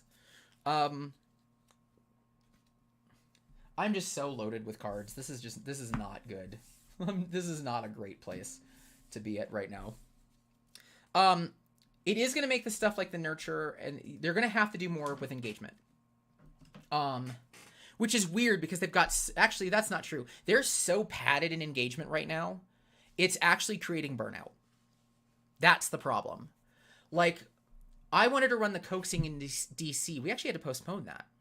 Because when I did it, it was supposed to be May 21st, which is a week after Pro Tour. I figured there had to be a lull. You had to give people a break, a competitive break, right? And I was going to use that weekend to just like, hey, let's have some fun. Come out, take a break. Nope. ProQuest starts right after that. No. That's padded too far in engagement. There's no nurturing that's happening. Now, I think Fab 2.0 is going to fix that.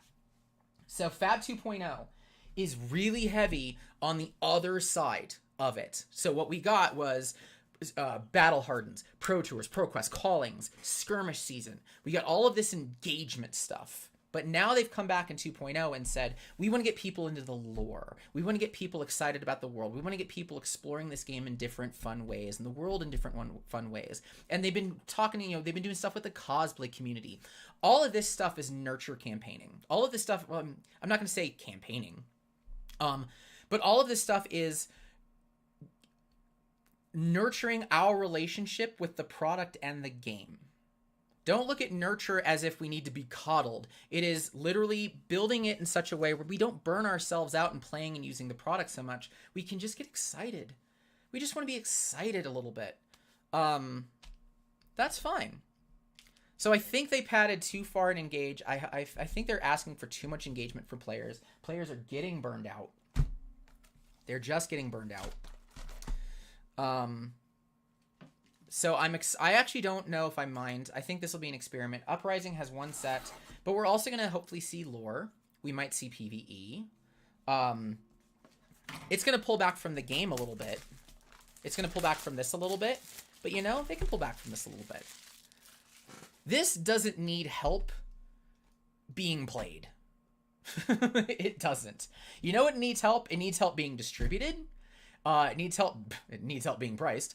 And it needs help kind of bringing in not just the card gamers. Like, you've done that. You've done that. LSS doesn't need to do anything more to bring in card gamers.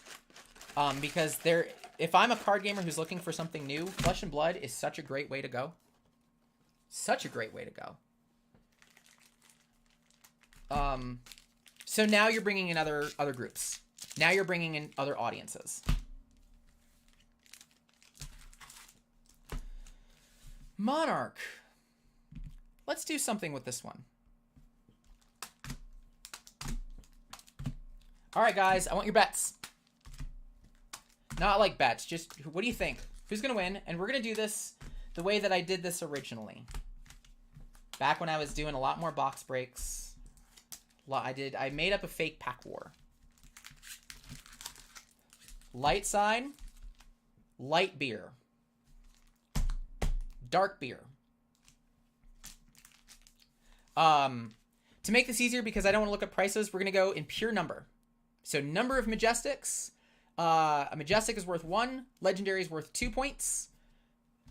I'll get myself a light beer if the light side wins. I'll get myself a dark beer if dark side wins. How about that? What do you think's going to win? Who's got this? Who's got this in the bag? Do a mini box war.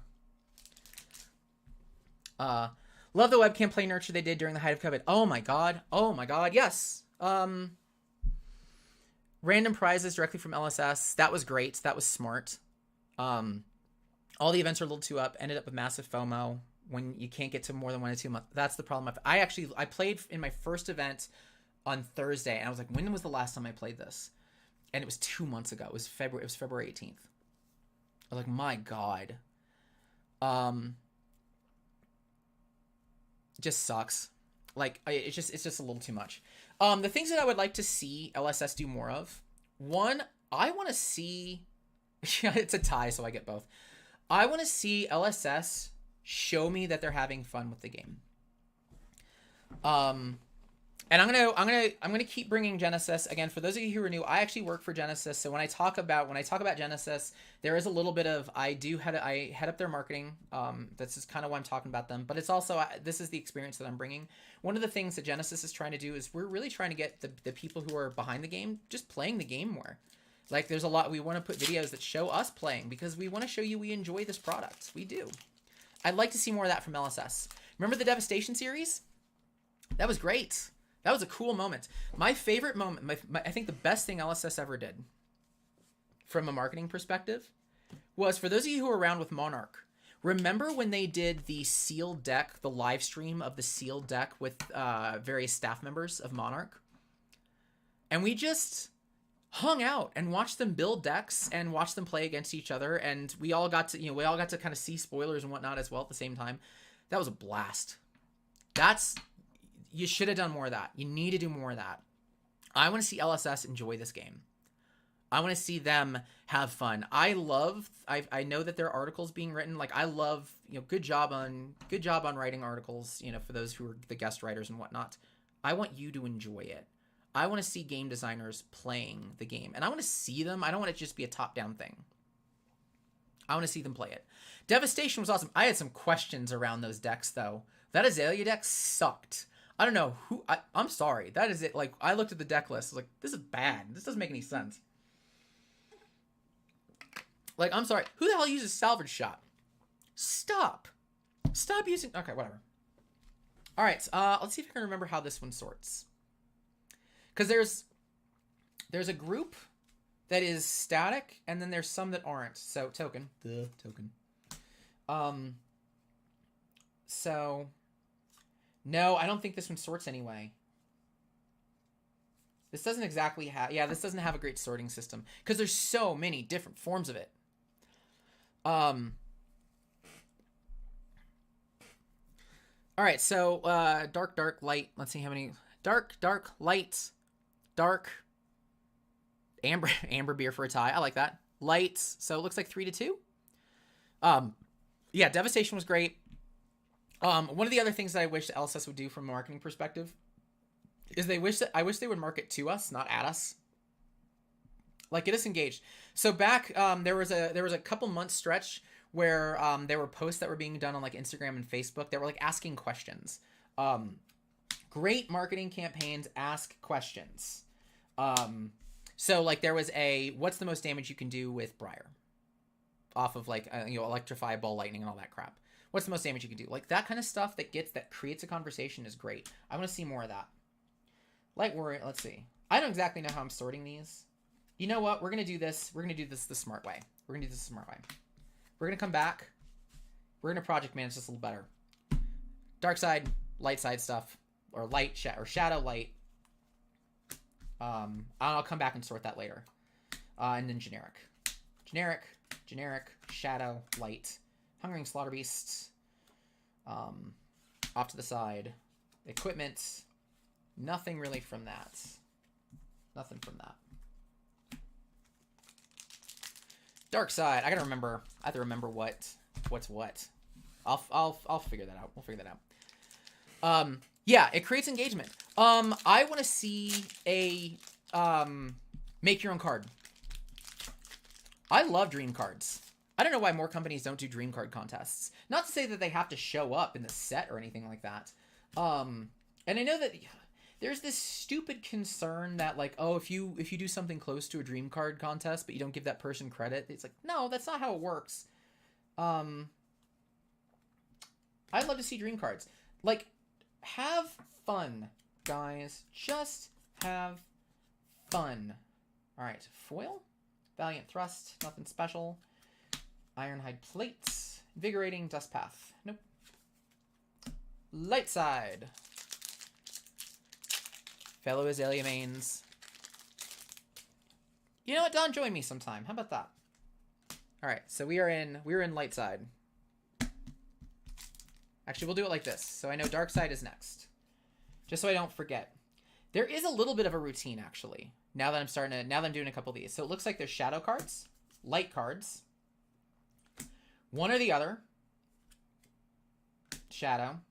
The next 5 are a mixture of generics, lights, and shadows. Actually, wait. No, that doesn't work. 5, 6, 1, 4. Okay.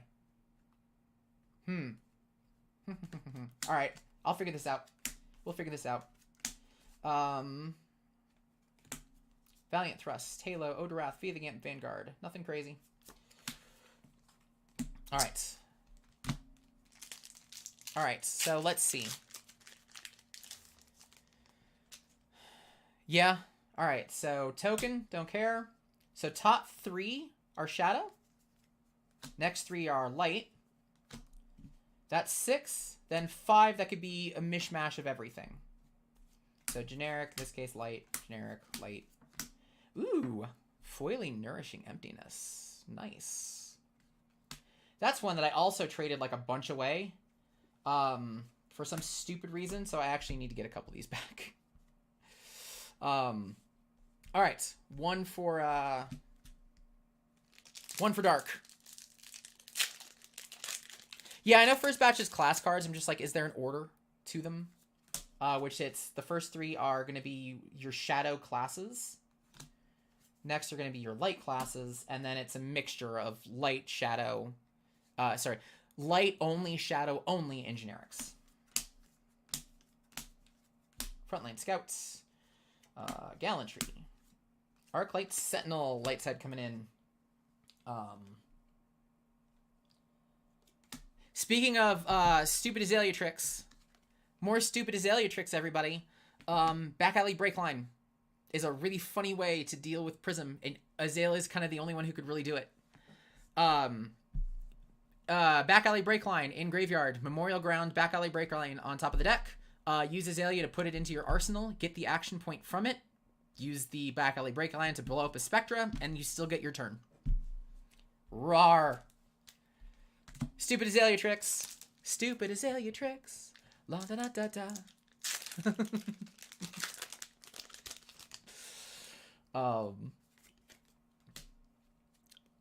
Memorial Ground and Azalea is so fun. Lights, shadows, lights, generic. Boom. Brandish, ray of hope. Oh my god. Oh man, oh man. This is a good bundle, guys. This is a pretty good bundle. This is a real good bundle. Let's just... These are like $200 now. Because Prism's the only one that didn't get that didn't get burned in the BNR. So yeah, all right. That's 2 points. Darkbeer is gonna do some work. Boom, as Chris would say. Boom. I'm not gonna scream really loud. This is a good start. This is not a good start. I'm more than halfway through. So again, for anybody looking at the Card Shop Live bundle and thinking they were searched, they weren't. Pound for pound. Rally, Rifted. Shadow Beast, Howl. Huzzah. Nothing. So Darkbeer's winning pretty hard. Yeah, book club. Azalea is one that you can't tech. That's my theory, and I'm willing to take anybody else's theory as well. You can't tech Azalea because Azalea is so reactive, or Azalea does best when she can react to the board. There's not an ideal line that she's trying to get to. There's just not. There's no critical mass for Azalea. That just doesn't exist. And I think that's what makes her so difficult. And I think that's why you don't see the community really trying to make that, make her fire. Like Lexi, you can get into critical mass. You can. There's a lot.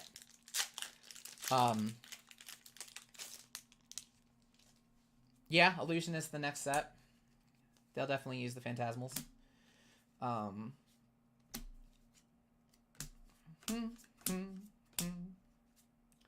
Ghostly Visit. Eclipse. Lightside sucks right now.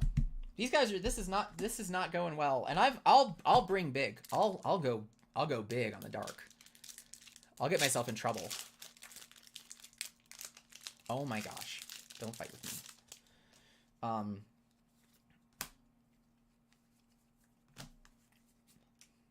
Whatever. Bum. Ba-dum. Memorial Ground. Number 5. Fulgens. Hooves. Battlefield. Outmuscle.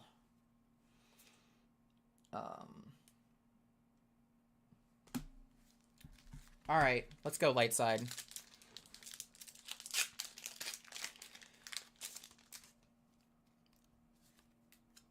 I'm trying to think of, like, points now. Like, what else do we... I mean, not that I haven't exactly run out of things to, like, chat about. Especially given that we're on Monarch, which is kind of where the problems began. Alright. Thank you kindly, Dish. Yes, daddy duties. That's going to happen soon for us. Working on that. I'm really excited. Zealous. A muscle. Tear limb from them. There you go. You got a point back. You got a point back. So 2 to 3. 2 to 3. Phantasmal counts as 2.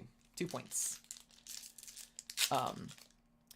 You know, I don't think I agree with that. If Azalea had a better bow.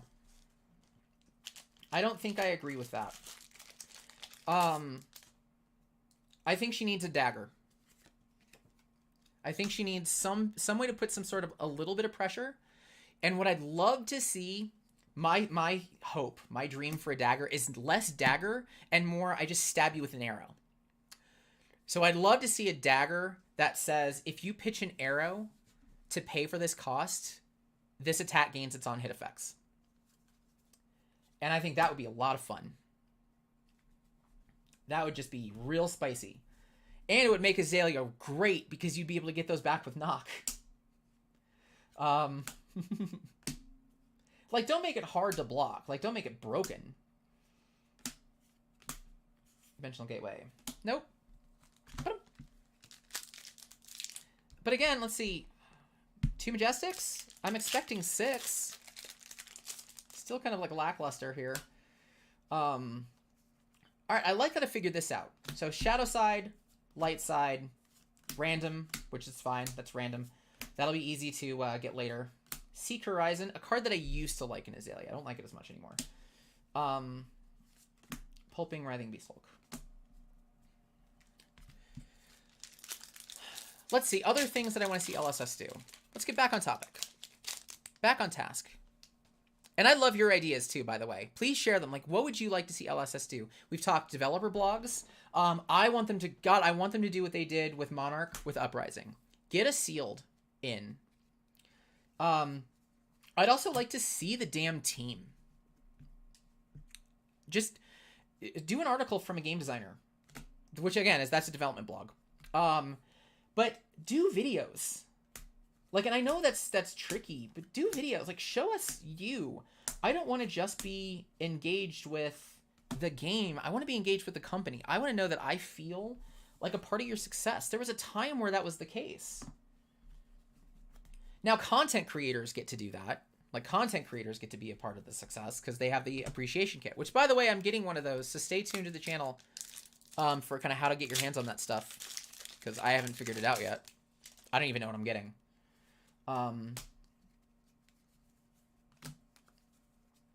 But like, I think as players, we need to be more engaged. And the reason for that, the way I'm going to get to that, another Seek Horizon, is because of the Ivory Tower joke. Pulping Convulsions. Jesus, box kind of sucks outside of a plat. I mean, again, here's me complaining. Just like I complained about this nonsense coming from one box. And I only got one Majestic. Like, I guess I'm complaining over nothing. But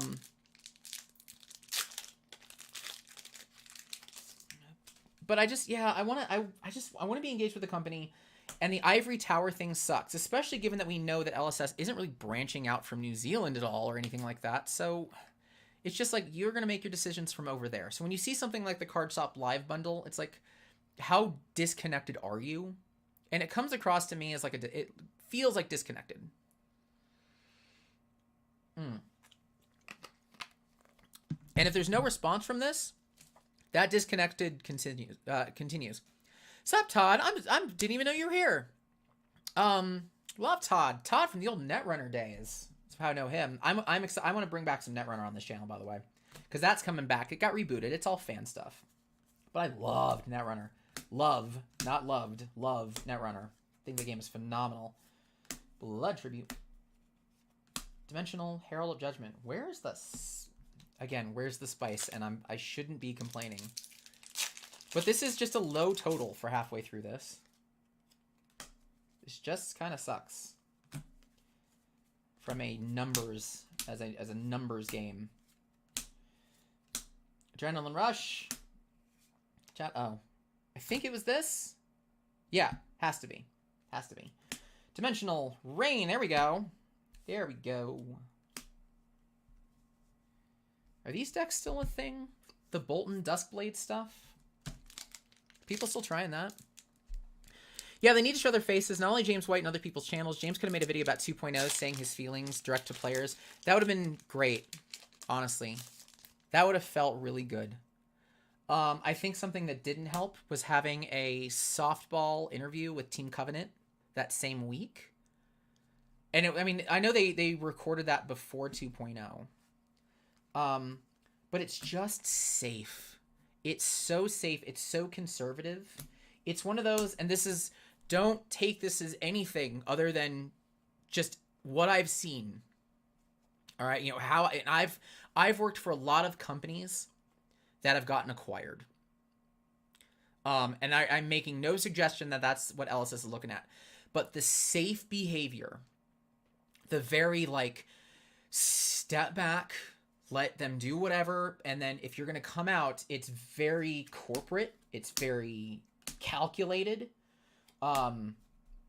Those attitudes come from when you've got big money looking at you. Not all that already has looked at you, when you've got big money looking at you. Not saying anything. It's just LSS has been so safe with their communications, with everything that they do, kind of since Monarch.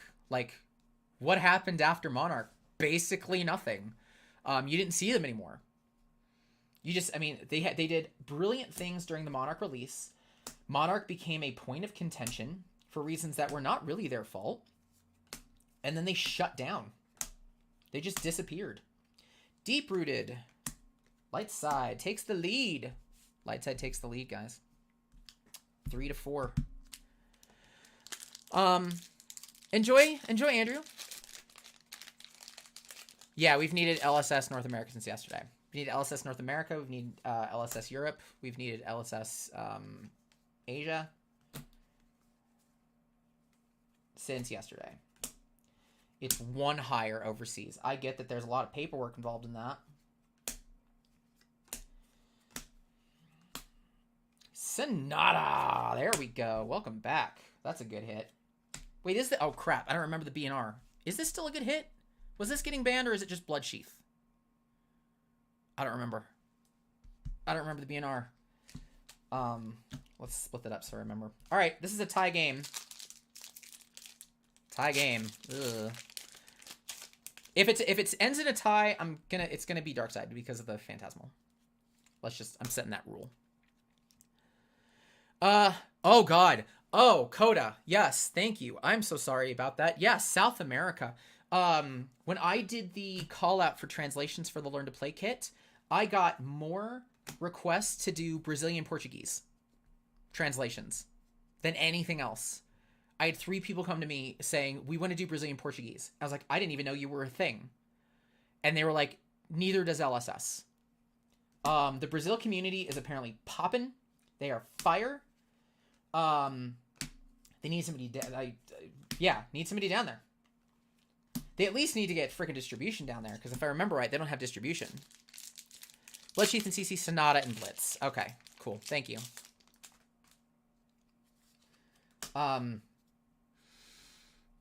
Yeah.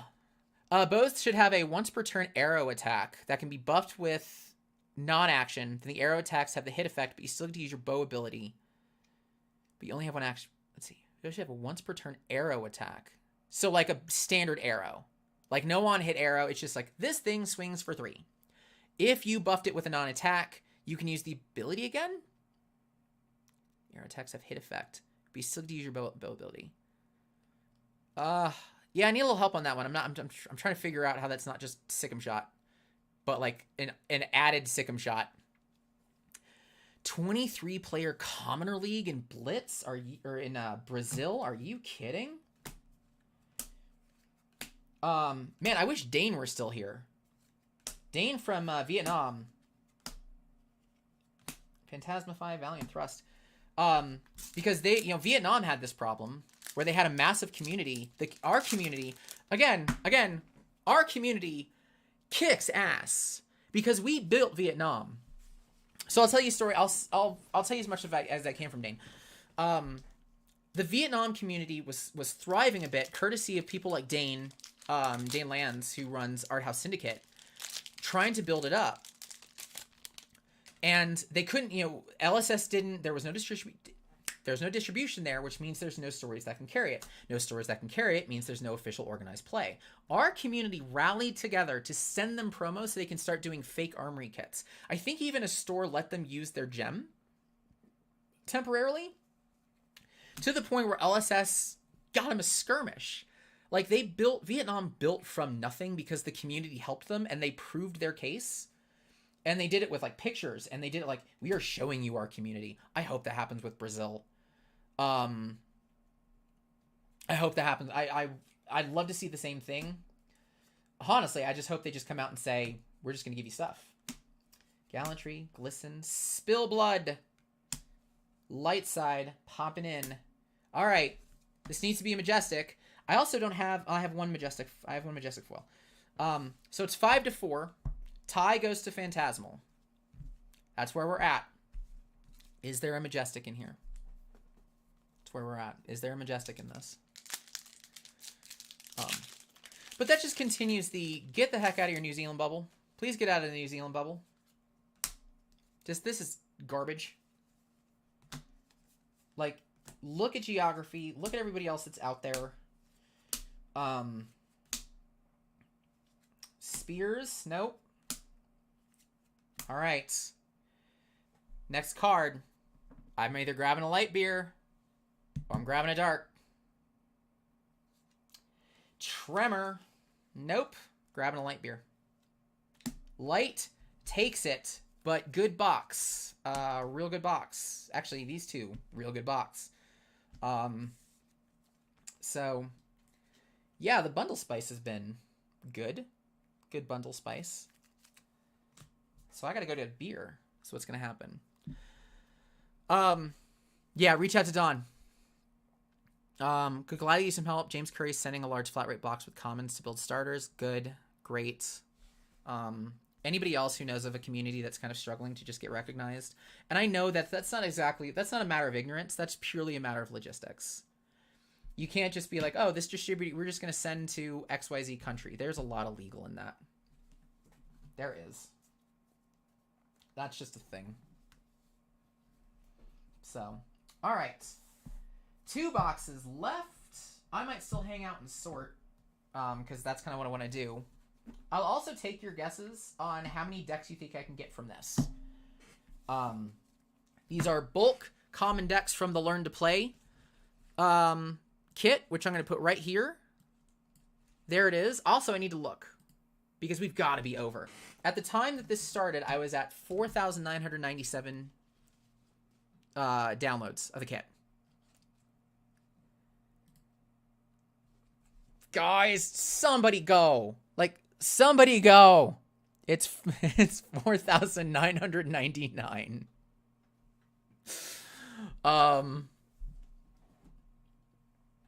Brilliant. Absolutely brilliant. Let's do that. There we go. That's a little better. All right. So notoriously out of these boxes, I can get one, kind of like 1 1/4 or 1 1/2 decks per hero. So off of the boxes that I have, you know, with just the 4, not including crew and EVR, that's about 16 to 20 decks. It's between 16 and 20 decks. So now that I've got crew and EVR, I'm curious how many decks you think that adds.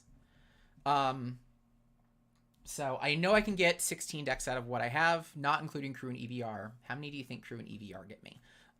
That's going to be what we try to figure out. So I'm hoping 32. I'm just going to put myself right. I'm going to say 36. I think I can get 36 decks out of this bundle. And if that's the case, the whole reason I'm doing this is anybody who bought the Card Shop Live bundle, make 36 decks from it. And I put the thing on the screen on how to do that. Like, take this thing that is ultimately garbage, that everybody is saying sucks for growth, and use it to grow the game. Dang it. What's up, Wes? All right. Throw your guesses in. I'm going to be right back. This will be a short break just because I've got to get a light beer because light won. Wes. That's what we've pulled so far. So it's been good.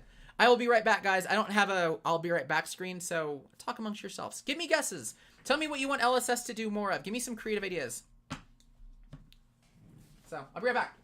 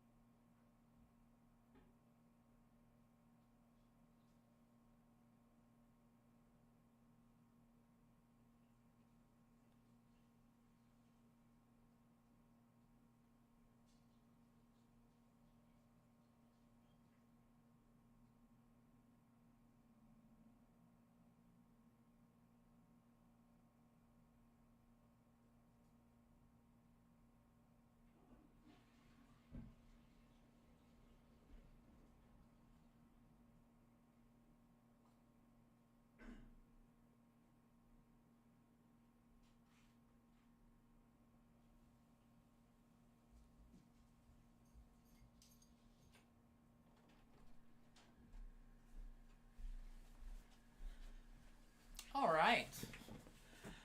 Back and back. Let's see what we got. All right, little clarification on the bow. One activation of the bow you can do for 1/3 arrow attack with go again. Okay, so it's a yellow sick'em shot for free. So you can either attack with the bow or pay one and load and get the load bonus. Oh, I see. I understand. Okay. It's like a Voltaire strike once with a guaranteed attack. LSS can come out with an online client to play the game, but it's always one set behind the card game.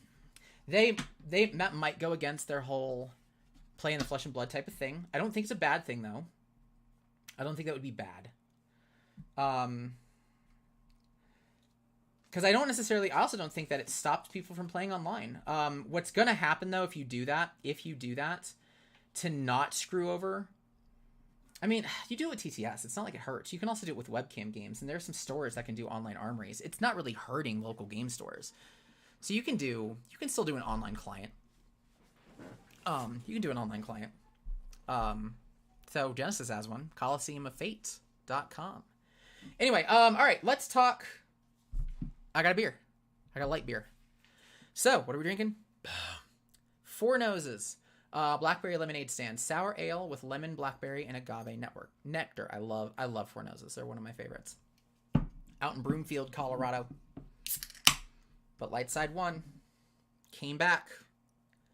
And yes, it's pink. I'm calling it light. It's not a sour. Or not a sour. It's not a stout.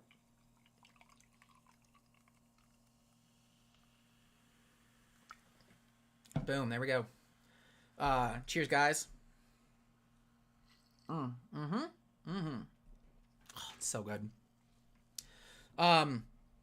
Also, glasses. I'm going to do a little shilling.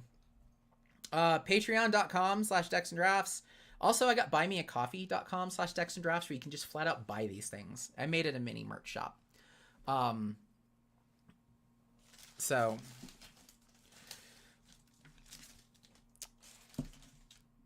I have so many just wrappers everywhere. I can't actually move my mouse. But yeah, so if you want one of these, check those out.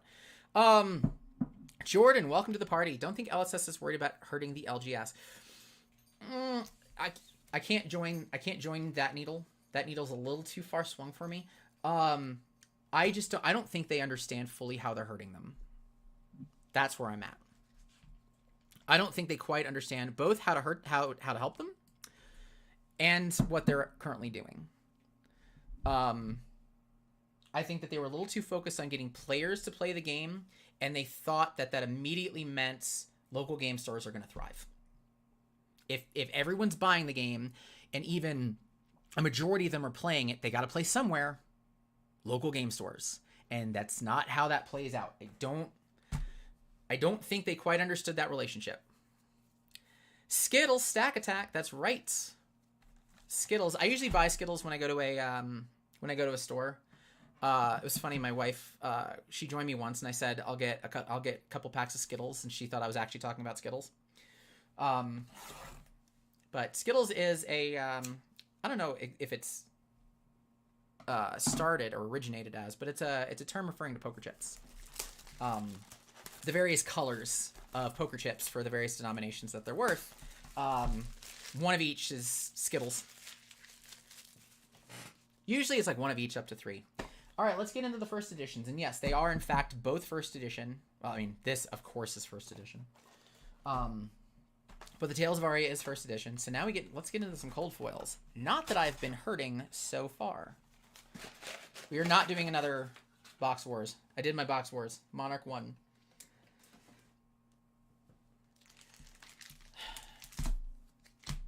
Yeah, so I'm still sticking to my theory that LSS is stuck in a garbage contract. And it was a triage contract, and I think this is one of those where they look at and say, because I don't think anybody naturally looks and says, map could be skirted around with bundles. It can be. And even then, all CFB has to say is, no. We sold the Monarch. We sold Monarch Tales and, what the hell? We sold Monarch Tales and Everfest at MAP and gave the other 3 boxes away for free. That's the argument I can make.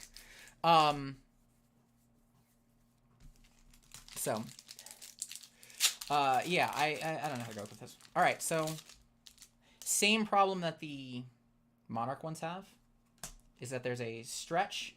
Actually, no, this one's a little different. You get a couple that are you don't know. So we're just gonna go Earth, Ice, Elemental. You don't know what these first ones are gonna be, but it's usually 4 and then either a fifth of this suite, Elemental, Ice, Earth, Lightning, or you'll get a random, like in this case, an Elemental class. But after that, it gets really easy. So this is Elemental Ranger. Evergreen for the rare. Blizzard for Majestic. And Invigorate. And nothing. I forgot that there's Cold Flow on this. Alright, so here's my 3. Blizzard. Off to the side. There's my Majestic. After this, it gets really easy. Rares. Equipment. This will be just like we did with Welcome to Wraith. It's going to be a line. So Guardian, Ranger, Runeblade. Guardian, Ranger, Runeblade. Guardian, Ranger, Runeblade. Off you go. That's the sort. LSS need products for tournaments. If stores want to make 5 tournaments weekly, they need to have this unique product for prizes.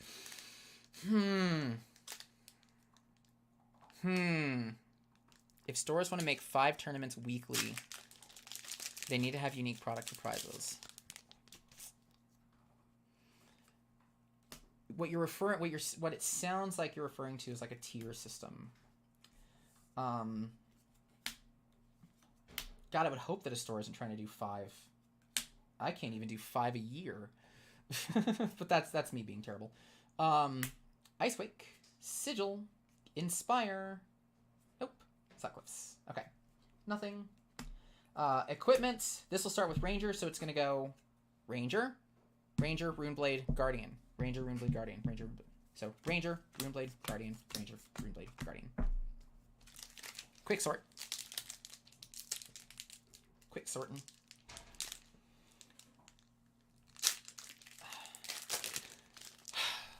I don't quite know how to handle organized play. I'm trying to think. Because I think it's sort of busted. But also, I say that, but Colorado was really spoiled as a community in that we had so many stores get themselves on board. So we actually oversaturated ourselves. Sigil, Frostfang, Weavice. Start with Guardian. 2, 3, 2, 2, 3. So I don't know about the smaller communities. But I'd be curious about how... You know what I wish? You know, actually, I do know what I would do. I do know the problem. You've got all this data in Gem. Damn straight, Christian, the buy a box promos. You have all this data in Gem that nobody's using. Nobody's using. And I wish that were the case. I can find out from an account how many times you played, when was the last time you played. So remember in our life cycle, we talked about acquire, nurture, convert, retain, or engage, retain. The retain is where you can use the gem data. Hey, we haven't seen you in a while. Come back, and you give stores like special promos for it. Or it lets stores be like, hey, we recognize that this is a new account. This is your first event, or do something like it's your 5th. And you could trigger that, like 5th event at a store. You can do it in Gem. Like, use your Gem data. And it's not like for malicious purposes. It's not like you're selling it or anything like that. Evergreen, Sting of Sorcery Foil, like that. Whatever happened to this card? Like, I remember that people used to like to play this card, and now it's nowhere. Attack action. When you attack with this, deal 1 arcane damage to target hero. I guess in Vizzy, since it's such an OTK, you don't really need Sting of Sorcery. But even then, it's a 3-pitch. Goes over here. Ragamuffins. I mean, you have to change the legal in Gem of like, hey, we can use data for XYZ. And I don't necessarily know if that means like you're signing up for an email list or anything like that. Like, that's pushing it too much. But at least being able to track. Gamification. Lightning, Elemental, Earth. Ah, the dreaded lightning press. Snapshot, my favorite foil in the set. Hands down my favorite foil in the set. Vela Flash. Nope. Nope. Guardian.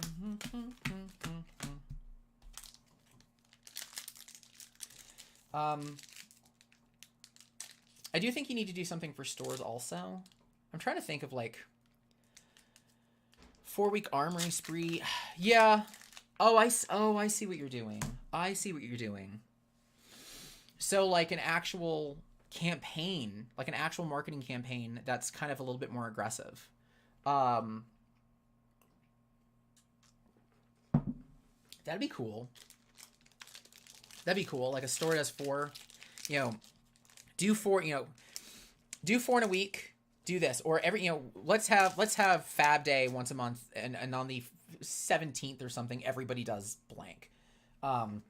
You have to, that one's a little tricky because you have to not time it with a Magic release, or else no store is going to be on board with it. But you're talking about like kind of almost like milestones for the store, right? Is that what I'm hearing?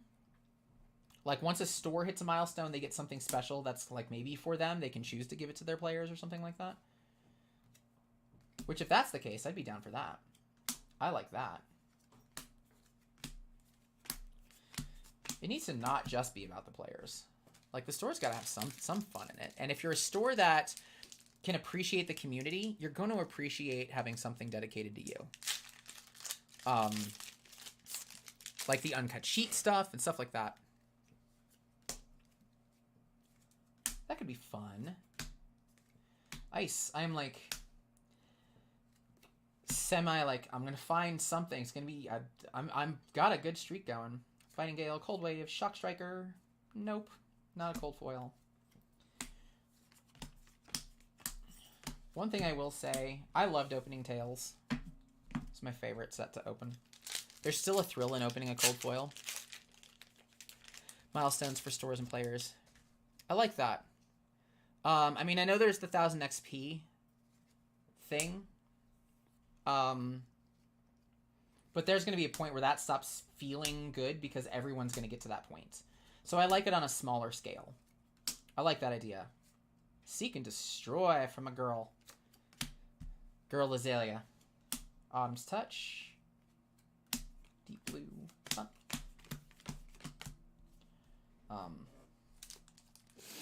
I like that. What's everybody else's thoughts? Smaller, organized play done in smaller spurts. So instead of everybody just trying to reach that 1000 XP for a gold foil, do something kind of on the shorter term. Do participate in X a month or do X a month. Do something for the stores for putting those on. Then it becomes a matter of like the community coming together to really make sure those fire to help the store, which I think is cool. I like that idea a lot. Flash Freeze.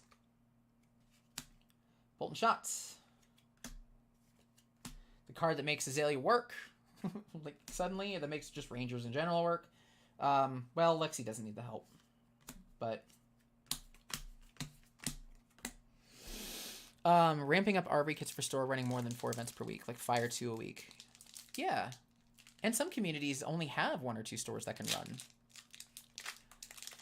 Could fire emails asking players about their experience in stores. I've got to go with, I got to counter the 5-star store thing. And here's why, and I told myself I wasn't going to say it, but now I have to. Gotta bring up MetaZoo.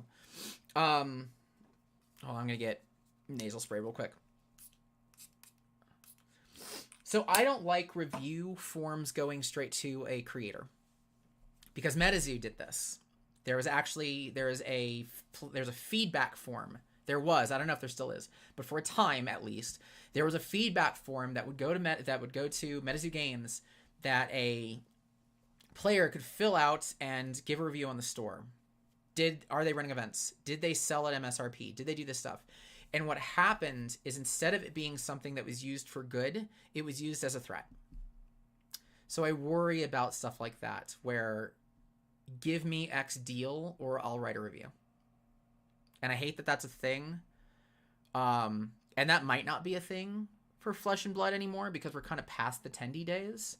But if those ever come back, if you ever get something like a clear opportunity for somebody to get something, I don't like the idea of stores being under the threat of review bombing. That goes straight to the creator. That just scares me. That's one of those, like, this is why we can't have nice things kind of conversations.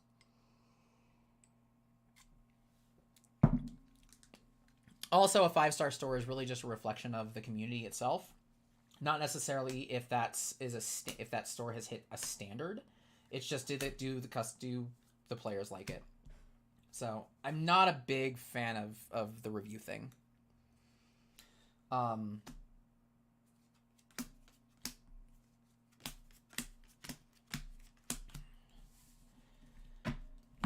But I don't mind. I do like the gamification thing. I do like that a lot. Are you a store that is running 4 or 5? Are they firing? That's a big one. Are they actually firing? Having them in gem doesn't mean anything. They gotta fire. But that excites the community. Because, like, hey, we want to get you this thing. This really cool thing. Why the heck am I putting tokens over there? Let's make sure we show up.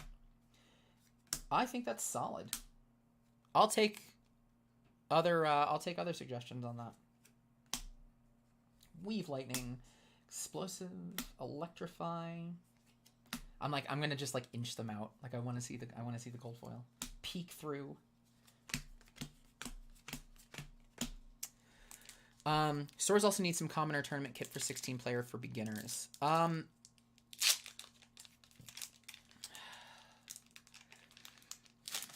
My worry about that coming from LSS. Oh, wait. I mean, yeah, no, actually, we talked about this, of something to help them build more. I wouldn't give them the commons. I wouldn't do that.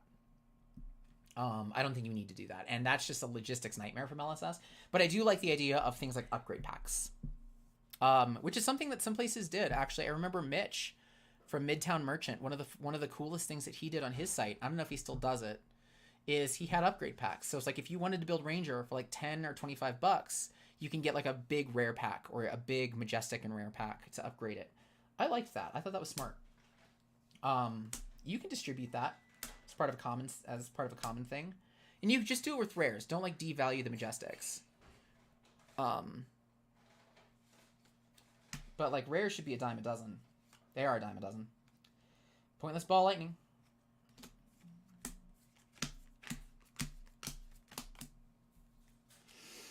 Also more playmats. No, that's a lie. I don't want to do that. However, paper playmats. Put them as box toppers. Right? Because, yeah, that's like, if I wanted to get commoners, if I want to get people to play, and I'm cracking a bunch of boxes to open packs, it would be great to have a box topper that was like a paper playmat. So that way I can give those to the new players, and then if they want something major, then you get the brown defaults. That'd be good.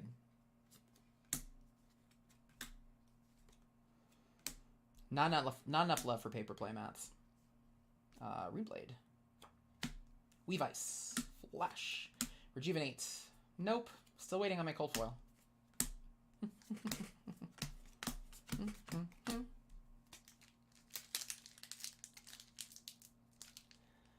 I'm excited for Commoner. I'll be honest. I'm excited for Commoner. I'm excited for that's again the only reason I bought this was so I can build a bunch of bulk decks with it and try to use it for good, because it was going to sell out whether or not I did it. So I might as well try to get something good out of it. So again, I'm putting y'all on the hook. If you bought this, I want to watch you make bulk decks. Take pictures. It's just like, I got this thing. I'm going to send it to the community. Screw you, Channel Fireball. I'm going to use this to build up stores and then try to tell people, please don't go back to Channel Fireball. Like, I hope this is the one, like, you can't do much more. They're going to run out of stuff at some point. Like, no matter what you think about the Card Shop Live sale, it's a temporary thing. And it's a temporary thing that showed up in the middle of sets, just as the hype train is showing up for a new set, but it's not like it's everybody was looking at making a purchase right now, like, I don't think it turns off people who would have bought Flesh and Blood anyway. It just looks really bad. Shockwave. Oops. See, this is one of those where, I think I got 2 and I didn't notice it. Runeblade. Shelter. Blossoming Spellblade. And a note. Wow, that's a pack. That's a pack. I totally forgot about the cold foil. Not a bad pack. Boom. Yeah, Arcane Rising is out. Like, eventually it's just gonna go. Like, if you see another sale like this, here's where you really get pissed off. If you really want to find an opportunity to get pissed the hell off, if in a couple of weeks Card Shop Live does this again and Arcane Rising is in, then you get mad. Then you really get mad. Then you're like, what are you doing why are you bottlenecking distribution? What the hell is wrong with you? Because what it suggests all of a sudden is that they didn't run out of Arcane. They just knew the bundle was selling, and they had more Welcome to Wraith. So they're like, oh, we can get away with this. Weaver's Fulminate. Earthlore Surge. I want my cold foil.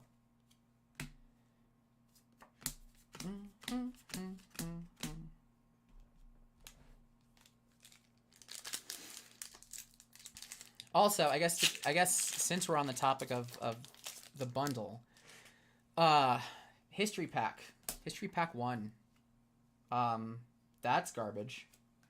I think I know that's what set a couple specific people off. Was the inclusion of History Pack 1 after a while, and that took this just to another level of bullshit, especially since we know how short printed History Pack is. To immediately be selling, and I don't agree with History Pack 1 in the United States. It just doesn't make sense. It just doesn't make any sense. And actually, I don't think it really makes sense anywhere, honestly. I wish it were done differently. I wish they were like 18 or 20 card packs, as opposed to 10. Just because when you have a 427 card set, you open a box and you're not going to be able to build a deck from it. The cards are too saturated. You're not going to get a play set of even commons for something like that. So now I'm asking $140 of a new player to get boxes that they can't build from anyway. The only way that works is if you build in bulk and you build a singles market around it, which is why it doesn't work in the States, because we already have one. Which also explains why it's going to be so short printed here, because we don't need one. We don't need this product. Flash, Summerwood, Inspire. Oh, here it is. Cold foil. It's the cold foil. Cold foil. I can't tell what color that is. Alright. Alright. So far, I'm doing well. I've got a Phantasmal. I've got Command and Conquer foil. What do we got? Ooh. Okay. I'm happy with that. Cold foil Voltaire Strike twice. Okay. No complaints. No complaints whatsoever. Boom. Not bad. Not bad, I say.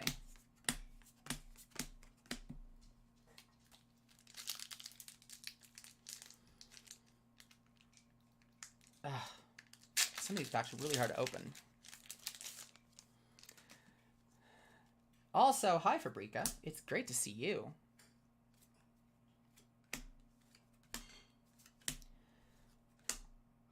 Earth, Embolden, Guardian stuff. Oh wait, that's a rare. Turn Timber, Mulch.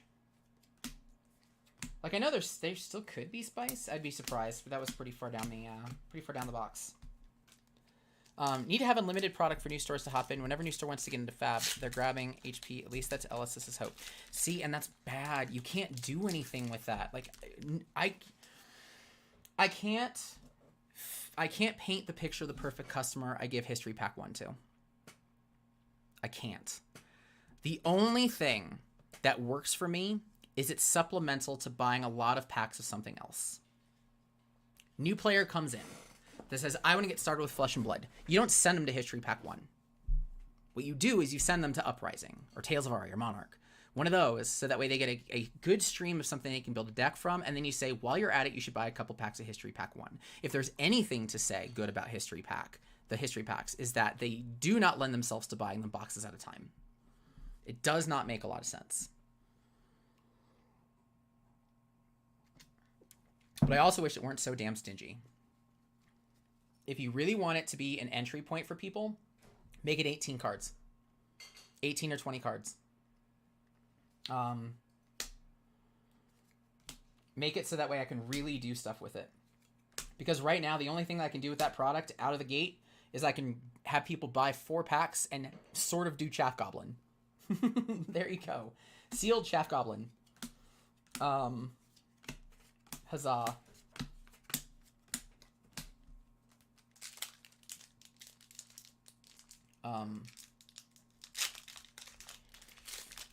Yeah. I don't know if anybody of you guys remember the old Star Wars CCG. They used to do this. Their problem was that they had too much printing of certain sets, so they came up with what they called Reflections, the Reflections series. And what it was 18 cards, but what they did was there was a long list of cards that could get a foil treatment. So for the first time in Reflection Packs, you can get 15, 20, or 15 commons that you already had, that could be of any rarity. Like any card could have any rarity. It wasn't a dedicated slot. You had no clue what you were getting in those packs. You can get 5 rares, you can get 10, you can get 1. But you got something special to those Reflections packs. They made something just for those packs. That would have made opening History Pack 1 fun. Later on, they took it even further. They took it even further in Reflections 3, where they actually had 18 cards. I think it was 18. That was specific to Reflections 3. You can only get them in Reflections 3. So now you can collect sets. Like now it's worth buying a bunch of those because you can collect sets of things that were specific to that product. And I liked that. I liked that a lot. Oops, that's a rare. Bolton Shots. Break Ground. Hi, wife. Closing your door. Okay. Yes, close the door. Wife is about to mix. I forgot she's making bread. Bread? Bread. I'm Bread. making lemon raspberry bread, and I'm going to mix her, and it's going to get loud. Yes. So the wife is closing the door. It changes nothing about this. She's probably also sick and tired of listening to me. New player comes to Mega Planet. I recommend Modern Masters. They can't build a deck with the cards, but it's a good idea to buy. Yes. Yes. Flesh and Blood doesn't quite work that way. While I smoke a pork shoulder. Like, shout? Pork shoulder. Yeah, I'd be in. Sounds great. Icy. Elemental. Ball Lightning. Nope. Okay. I'm still, like, hoping for, like, another cold foil. So I really hope that... I would have liked to see that. I think that would have been fun to do the Reflection style stuff. By the way, I've got... Come here. Speaking of products I wish LSS would do, back to the old Star Wars CCG, little history. I got one of these guys. Actually, I have 2 of these. This would be so much fun for sealed. Like, I wish that LSS did this as a sealed product for sealed events. Like it's like a pre-release kit, but this isn't actually OT. It was actually an official tournament sealed deck. So you can do specific sealed deck formats with this. It didn't necessarily have to be like a pre-release. Maybe we'll talk. We'll talk. But this was 4 packs of 1 set, 1 pack of an expansion set. So another great place for history packs, right? But they also were a set deck list. There were 18 cards in here. In this case, it was light versus dark, so you had 18 light, 18 dark side cards. But there were 18 cards that were unique to this pack. Was it 18? Yeah, 18. They were unique to this. Not that they could only be used in this, but everybody had access to a basic pool of 18 cards whenever they opened one of these, as well as whatever their packs were. It made these so much fun. Sealed for Star Wars CCG was a blast. as much as it sucked to watch that game go, and as much as if you were to analyze that game, it's kind of a shit game. Really is. Like, every set, the rules changed dramatically. And unfortunately, Decipher ended because, if I remember right, it was embezzlement. They had embezzling issues. Yeah, if anything, they at least had some product stuff, right? Oh my god.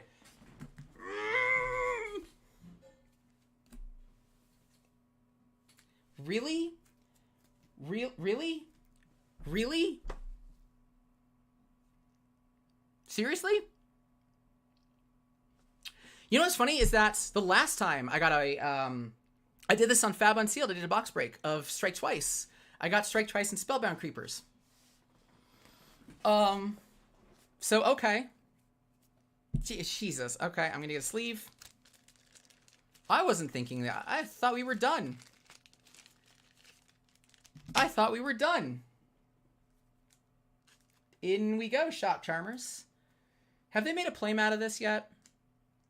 Of all the playmats, of all the art that I would want as a playmat, I want Shock Charmers as an art. Jeez. Once again, I'd like to remind the community that these boxes from Cardshop Live were absolutely not searched. Let's just throw that out the window. Way the hell out the window. Holy crap. And keep in mind, the fact that I got the fact that I've had some massive spice so far does not make me feel any better about this bundle. This bundle is still crap. It's still not good for the game as a whole. But also, let's see, 1, 2, 3, 4, 5. So Fulminates, Blossoming, Oaken Old Foil, Flash Freeze, Seek and Destroy, Sting of Sorcery, and Blizzard. 5 foils, 2 rainbow. Not bad. Not bad. Great is what it is. All right, we got 1 box to go. We're still going. We're still going. Yeah, like... Yeah, Lipsky. This is a... That was from the Arcane box. That was the Arcane box. You kidding? Are you kidding me? The only box that has... Let's see. Crew and Welcome to Wraith have kind of whiffed. But everything else has been great. Alright. Moving these off to the side. I've got so many stacks. 1 box to go, everybody. And I'm probably going to take a little bit of a break. And then I'm going to come back and I'm going to sort. They searched and recognize. Trust me. If Channel Fireball knew, actually they do know who I am, but they don't know who I am through this. They know it because I met them at Gamma in Reno and we chatted and we had a great chat. It's also where I learned that they are being pulled back from events, which is another one of those things. Right. We didn't even talk about maybe why some of this is a thing. They're being pulled from events a little bit because of the the SCG Con stuff, which is fine. It's better. It's better to attach yourself to an event that already exists. It's just more economic. It's just easier to manage. I already said it's more economic. Yeah, it's more economic. So Channel Fireball might be a little bitter about that too. Of not getting as many callings. You know, John, call that grandeur. I have pulled 4 grandeurs from Everfest. 4 of them. I haven't opened a ton of boxes. I mean, I opened, I think, like 12. 4 grandeurs.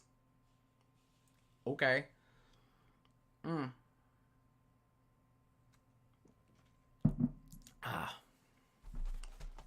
a really good beer. Search, but they recognize your name. You know, if they gave me seeded boxes, Channel Fireball, how about this? Channel Fireball, you give me seeded boxes, you let me know that they're seeded. And I will broadcast the openings of those and say that Channel Fireball gave me these boxes. But everything else I do is on me. You don't get to complain. But anything else I say, because I'm still gonna say that this is garbage. I still don't think that you give two craps about this game. I don't think you know what to do with it. I'm also not afraid to suggest that maybe you're getting a certain amount of pressure from Wizards of the Coast. We haven't talked about that possible conspiracy of Wizards like, you need to back the hell off all this other stuff. Because you notice that the MetaZoo Wilderness is also getting the Card Shop Live bundle treatment. Not as aggressively. There's that possibility. I'll throw that out there. Yep. Prize Pack Grandeur. I got two of the pulls of my Grandeurs that I have were from prize packs. One was the one that Lipsky's talking about was actually a last place prize pack, and that only works because I bought a box prior because I showed up too early and was bored. And we went to Peakview, which was right next door, Peakview Brewing. We hung out and I opened a box. If I don't do that, then I don't get this. There was also there were 2 buys that went to the same person. Kendra got a buy twice. If that doesn't happen, it changes the strength of schedule, and I don't drop to last. Like a lot of goofy shit needed to happen in order for that last place pack to happen. It was cool. All right. EVR over here. One more, guys, and just to recap where we're at as we end this. The spice so far from 5 boxes has been Shock Charmers, Voltaire Strike Twice, Phantasmal Footsteps Rainbow Foil, Command and Conquer Rainbow Foil, Eye of Ophidia. There's a Sonata, which is great. Twinning Blade Foil, which is neat, though I don't think too many people care. I know Plasma and Remorseless. I think these are going for a decent amount. I know Remorseless is because Rangers need to deal with Chain, and Remorseless is how you deal with Chain. That it just is. I played a game where that saved my ass. Ancestral Empowerment Foil, Blood Rush Bellow, Last Ship, which doesn't matter. No, I played a game 2 nights ago. I mentioned I played 2 nights ago. I had my Azalea versus Chain. Sadly, this wasn't the game that mattered. The one that mattered, I got boned because I had a turn where I drew 2 Memorial Grounds and another where I drew 2 Rain Razors. So I couldn't defend, and it's Chain, and that sucked. That just sucked a lot. But I had a game where the second game I tried with that went a lot better. I got him down to 3. So I had Chain at 3. I was at 2. And I Memorial Ground a Remorseless on top of the deck. Threw it in. Remorseless for 5. He can only block 3. And then any action that he took was going to kill him. Because he was going to be at 1 life. Remorseless is real good, everyone. All right. Brutes, Guardians, Ninjas, Runeblades, Illusionists. This just gets so much harder. Scour right out of the gate. Majestic Foil. Boom. Wizard. These are rares. I don't have a good sort. I don't know what the algorithms for these. I don't. I know that there is one, but I feel like it's like based on a limit as opposed to an order. Like it could be anything, but check others to, if the last X number of cards has been this, then it can't be this. Payload, a card I don't like. I just don't like Payload. Read the Glide Path. Phenomenal card for Azalea. It's a phenomenal card for Azalea because it covers the Dreadbore problem. Because I love using Dreadbore in Azalea. Like a lot. So I'm not opting. And I also like using New Horizon. Sorry, Dreadbore doesn't matter. I like using New Horizon as opposed to Skullbone. So I lose my opt. So Reed covers that. And the reason I like New Horizon more than Skullbone is I don't really need the opt that much. Because between the Nox and the Memorial Grounds, and like I'm stacking the deck enough. I would rather, and if not, I'm Azalea blinding anyway. If I didn't opt, I'm just going Azalea blind. And at that point, Azalea blind might as well not screw me over where my arsenal is stuck, so I can still use the Dreadbore. Fatigue Shot, underrated. Zoom in. Reek of Corruption. 100 Winds. Nothing, nothing, nothing. It has been a good bundle. It has been a solid bundle. Fatigue. Zoom in. Quicken tokens. Read the Glide Path. Ranger, Ranger, Ranger. Macho Grande. Arcane Lantern. Passing Mirage. Cool. Passing Mirage? Is that what this is? Yes, Passing Mirage. I don't look at the illusionist stuff too much.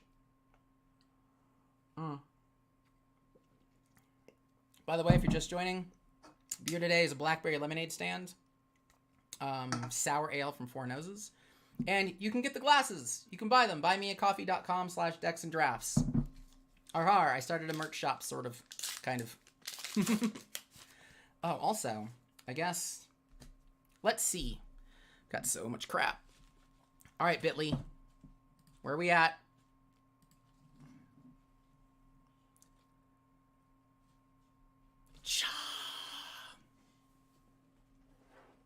Celebrating 5,000 downloads of the Learn to Play kits. Rawr. Thank you, guys.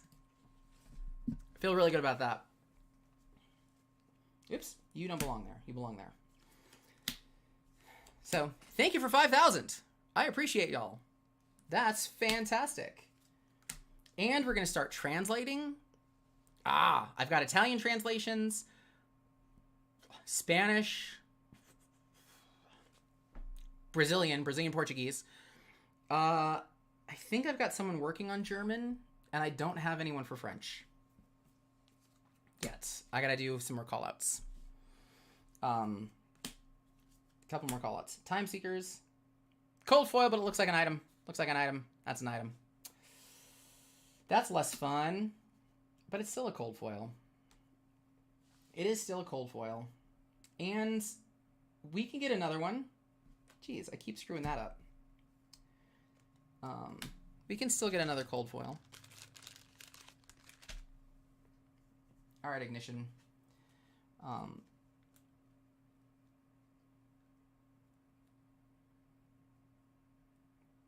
like Ignition, actually.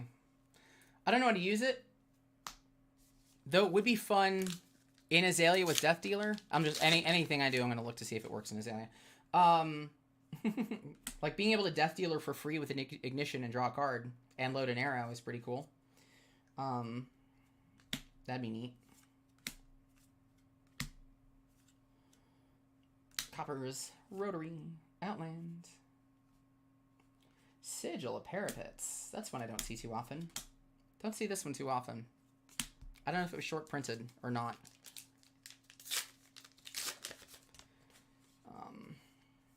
Oops. There's not a token on the back of these guys. That's not a thing. So I guess as I kind of get through this box, I want to do a couple of closing thoughts, and I still would love to hear you guys' opinions on things. And you know, this doesn't have to end here. Like I said, I might be back to do some live streams of sorting, but and building decks. Again, feel free to like shoot what you think I can get out of this. I'm thinking I can get 36 packs. That's what I'm hoping for. And if anybody bought this bundle, I'd love to see your pictures of you building bulk decks and being like, you know, you guys suck.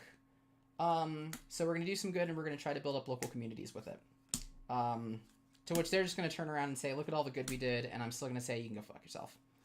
Helm of Sharp Eye, nice. But this is, you know, the Card Shop Live Bundle, Crisis of Confidence is what it does. You know, you think about what does success look like for the bigger picture? And there isn't one. There isn't even one for revenue. Like you can't even, if you're Card Shop Live, you might be losing on this. You might be losing on this. So that's not a KPI. Even volume maybe gets you $1,000, but you add the man hour, the manpower to put this stuff together and all of that. Like, I don't see how they gain. So I struggled to see what the purpose of this was. And then you look at the community of who am I selling it to? And this is a batch and blast to anybody who likes Flesh and Blood. If you like Flesh and Blood, you're going to like this bundle. That's a batch and blast. There's no targeted here. There's nothing targeted with this. This is just, I bet you're going to see it. And that sucks. And that's just not fun. And that's, you know, that's one of those where you bring a new player into this and they see that and they're like, I thought this game was like growing. Why is this a fire sale? Why is Channel Fireball's thing, who's not Channel Fireball, but they might know better. Why is this selling for so little? Should I be worried about the health of this game? And you've got to say, no, Channel Fireball sucks. And if there's somebody who's like a Magic player who is really devoted to him, that is rough. That's a rough conversation to have. So I just, Slice and Dice Extended. Nice. We'll put that in my spice pile. Not brilliant, but nice. That's what makes this hard. I can't see how Card Shop Live put this bundle out there and said, this is going to be a good thing for the bigger community. This was a liquidation. The only other reason you do something like this is as a doorbuster, but you're usually competing with other doorbusters, or you're doing it as a loss leader to try to get people to buy more things. But since there was no requirement, there was no other purchase that required you to get this, that gets thrown out the window as well. That's just not a thing. So that sucks. It sucks as a conversation. But if there is good that can get pulled out of this, knick-knack, bric-a-brac, heck yeah. Is nobody can say that our community is just in it for the money. You can't do that. That's just not a thing. Because so many people are up in arms about what this does to stores, the image that this gives to the game, you know, the confidence level. Like, if we were all greedy pieces of garbage, we would have bought this bundle and we would have been like, thank you, Channel Fireball, for making. We would have done the spin of, you've made boxes accessible. Thank you so much. This is really going to help XYZ communities and yada, yada, yada. Fractal foil. Nice. Very nice. I don't see too much from this box. Outside of what I've gotten.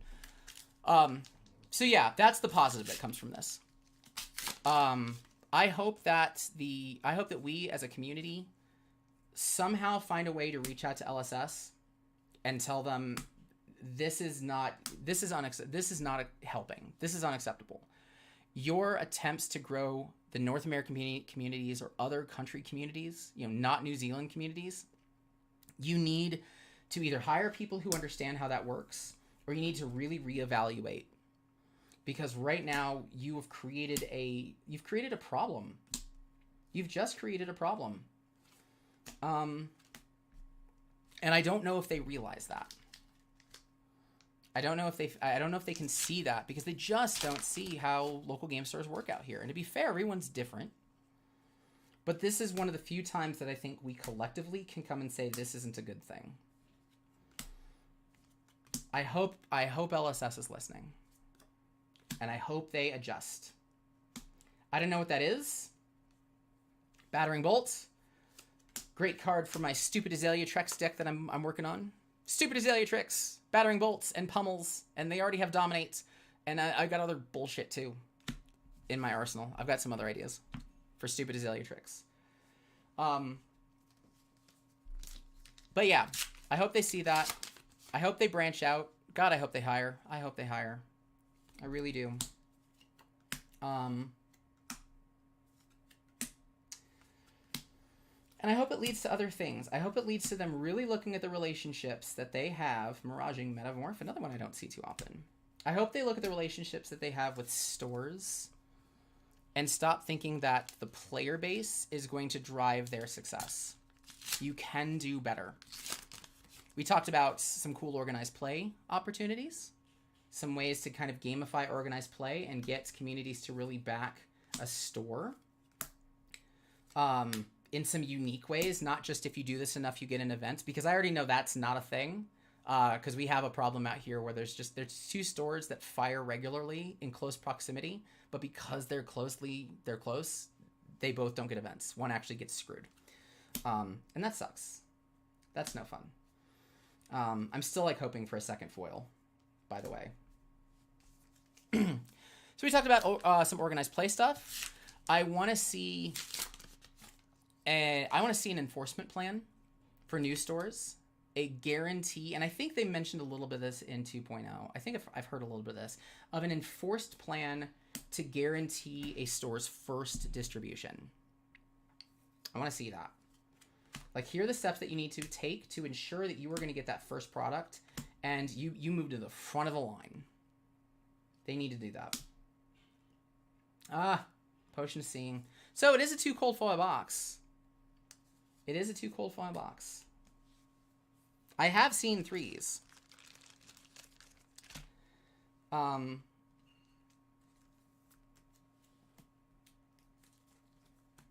That's what we've got so far. Still got 6 packs. Again, I don't expect much, but willing to be surprised. Willing to be surprised. I also want to see more from LSS in general. If there's anything that says, hey, LSS, maybe you should get in front of your community more, and it needs to not just be James going to Team Covenant and getting tossed softballs, I think it's something like this. I know we chatted a little bit earlier about, developer blogs and getting on video more and playing the game more. Like, you look like an ivory tower. Stop. You mix that with something like this, and it's either you don't respond, and you really look like an ivory tower, or you do respond. But that response needs to be, we need to get more engaged. We need to recognize what as a company is going on, and we are going to at least acknowledge. Like, I've already said, I don't want an answer. Don't come out with an answer. That's asking too much. You need to have more conversations for that, but at least come out and say, we acknowledge that this is a problem, and we have heard you, that this is not helping the way that it probably should. And we are working to fix it, and we will come up with a timeline. Give me that. All you need to do. All you need to do, and we'll be better. I think that this is not, there's nobody, like, the thing that nobody has said is that this is not like LSS went to Channel Fireball or Card Shop Live and said, this is a deal that you should do. No. We know this wasn't intentional. I would be shocked as hell if LSS looks at this as a good thing. But come out and say that. That doesn't mean you have to bash Channel Fireball. You don't even have to say that, Card Shop Live put out a thing that we know is frustrating. You can simply do the vague version. We know that there are bundles and there are online sales that are disrupting the confidence level in local game stores to get product. Or that don't create the perception of our dedication towards local game stores. And we are working to correct that. Just say that. Just say that. And we'll be fine. Rain Razors, with our little, with the little white, the little chip.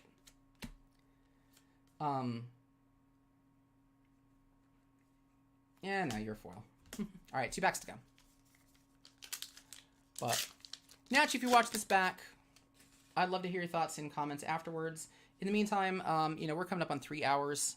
So thank you all for joining. Thank you for joining as much as you did, as long as you did. Some great conversation, some cool ideas. Really some cool ideas.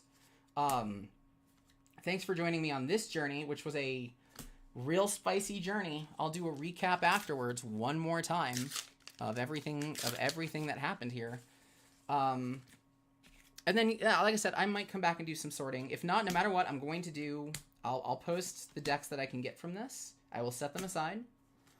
I will post the decks that I can get from this, see how many I can get, and see if we can better that. See if we can see who can do better. So, boom. All right. I actually just need to stack these. I've got my desk is a mess. Desk is an absolute mess right now. And I need it to not be.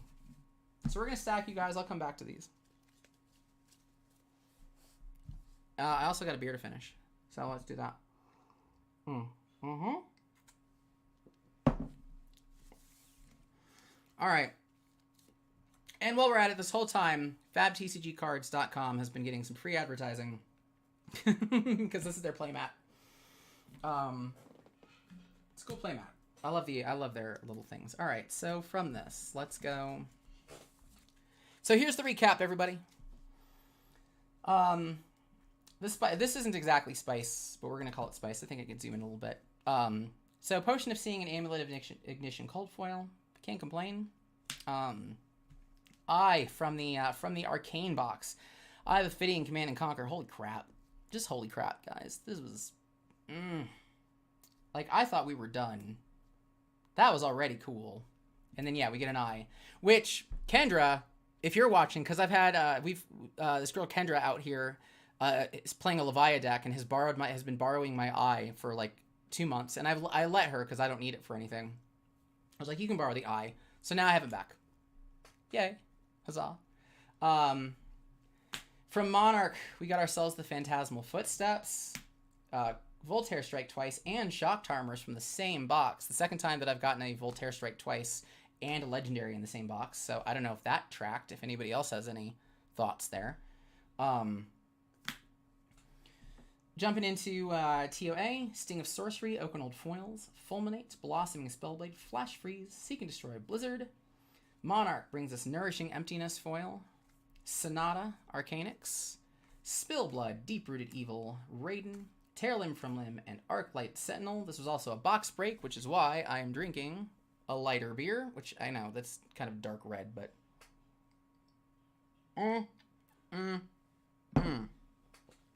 Crew gives us a Twinning Blade foil, Plasma Purifier, Remorseless, great. Perch Grapplers, less great. Poison the Tips, also great, depending on the matchup. Like, put this against Starvo for as long as we have Starvo. We might not have Starvo that long. Righteous Cleansing. This is for your go big decks. This is Bones Rhinar. Stuff like that. Righteous Cleansing, Dread Triptych. More from Arcane. Pursuit of Knowledge, Sonic Boom, Forked Lightning, Induction, Rapid Fire, Wraith. I think I'm missing a whole box. Ancestral Empowerment, Foil, Glint the Quicksilver, Blood Rush Bellow, Hurricane Technique, Cranial Crush, Last Ditch, Last Ditch Effort, Sand Sketch Plans, Bonehead Barrier, and Reckless Swing. And then what we just got from EVR, Rain Razors, Miraging, Battering Bolt, Fractal Replication, Knick-Knack, Slice and Dice Extended, Helm of Sharp Eye, Sigil, and from pack number 1, Scoury Foil. Boom. That's a boom. So, let's switch this over. So, guys, also, like, this is a mess. It's just everywhere. It's just all over the place. Might just have a mess of wrappers. Again, I'm gonna finish this up, as well, just so I can say that I got through one.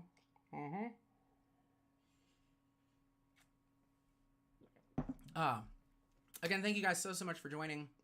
This was a lot of fun. I really only expected like 5 people. I think the max I hit was like 25, which was cool. Price breakdown of all the cards worth anything versus what it costs. I mean, we can just do... I think this is it. Like this, the bundle cost $340. That was the bundle plus shipping. Eye covers, like that. We're ready to sell all this, which I might sell some of it. I profited like crazy, but I also got lucky. I got lucky. Like that's 2 legendaries and 2 legendaries and a fable basically is what happened. On top of a Command and Conquer, 6 boxes. That's nuts. But I can break it down. I can do that. I'm on Twitter. I might put it on Twitter. I'm Joe I think I'm Joe _ Senart on Twitter. So find me on Twitter. I'll do that. I'll put the breakdown there, or maybe I'll do a short that went over the spice. I know I got lucky with this though. Oh, I also don't know why I just showed you all that. So yeah, this is 3 boxes. 3 of those boxes gave me that. This covers. This doubles. This is double what I paid. But I also got lucky. So yeah, I'll do a short. How about that? Look out for a short. I should have said this at the beginning. Subscribe if you like what I do. This week, I'm actually going to be doing a plethora of videos all about content creation. So if any of you guys are content creators or want to try getting into content creation and maybe you've got stigmas around it, you think there's too many of us, you don't know how to get started. Like I've got a janky setup and I'm going to show you basically just how to do it. Because I want to see more voices. I want to see more faces. And honestly, the more voices there are, the more stuff like this CSL bundle crap, yeah, the stuff like this, there are more voices that it gets around. You know, other than that, the complaints are going to come through the comment sections of things. And those comment sections are for threads are very likely going to just be knee-jerk negative things. Like you look at the Facebook comment sections for this and it's aggressive and it's mean and it's not something that you want to start a conversation with because you don't know if it's really going to be constructive. It's hard to find the constructive in this. And granted, this was 3 hours. It's going to be even harder to find the constructive in this little chat. But at least with more voices out there, maybe you watched this and you pulled some things from it and you do a 5-minute, a 10-minute, and you create something and then that gets around and you get more voices doing more focused content of this sucks. Do it. Good. Thanks. Join us. So look out for that this week. We'll talk about technology and like, you know, the actual setup and the things to shop for Amazon. I know there's a lot of places that do this, but I figured I'd kind of show it for like the struggles that I've had doing it specifically for card games. Like I've had to switch my setup a little bit because of like, I need to make sure you can focus on the cards when I do the top downs and things like that. So look out for that. I've also got a really spicy video coming, 5 ways the collectibles market can be manipulated. That one's taking a lot of time because I've got to be very careful. But yeah, that's what I got. All right, let's down this.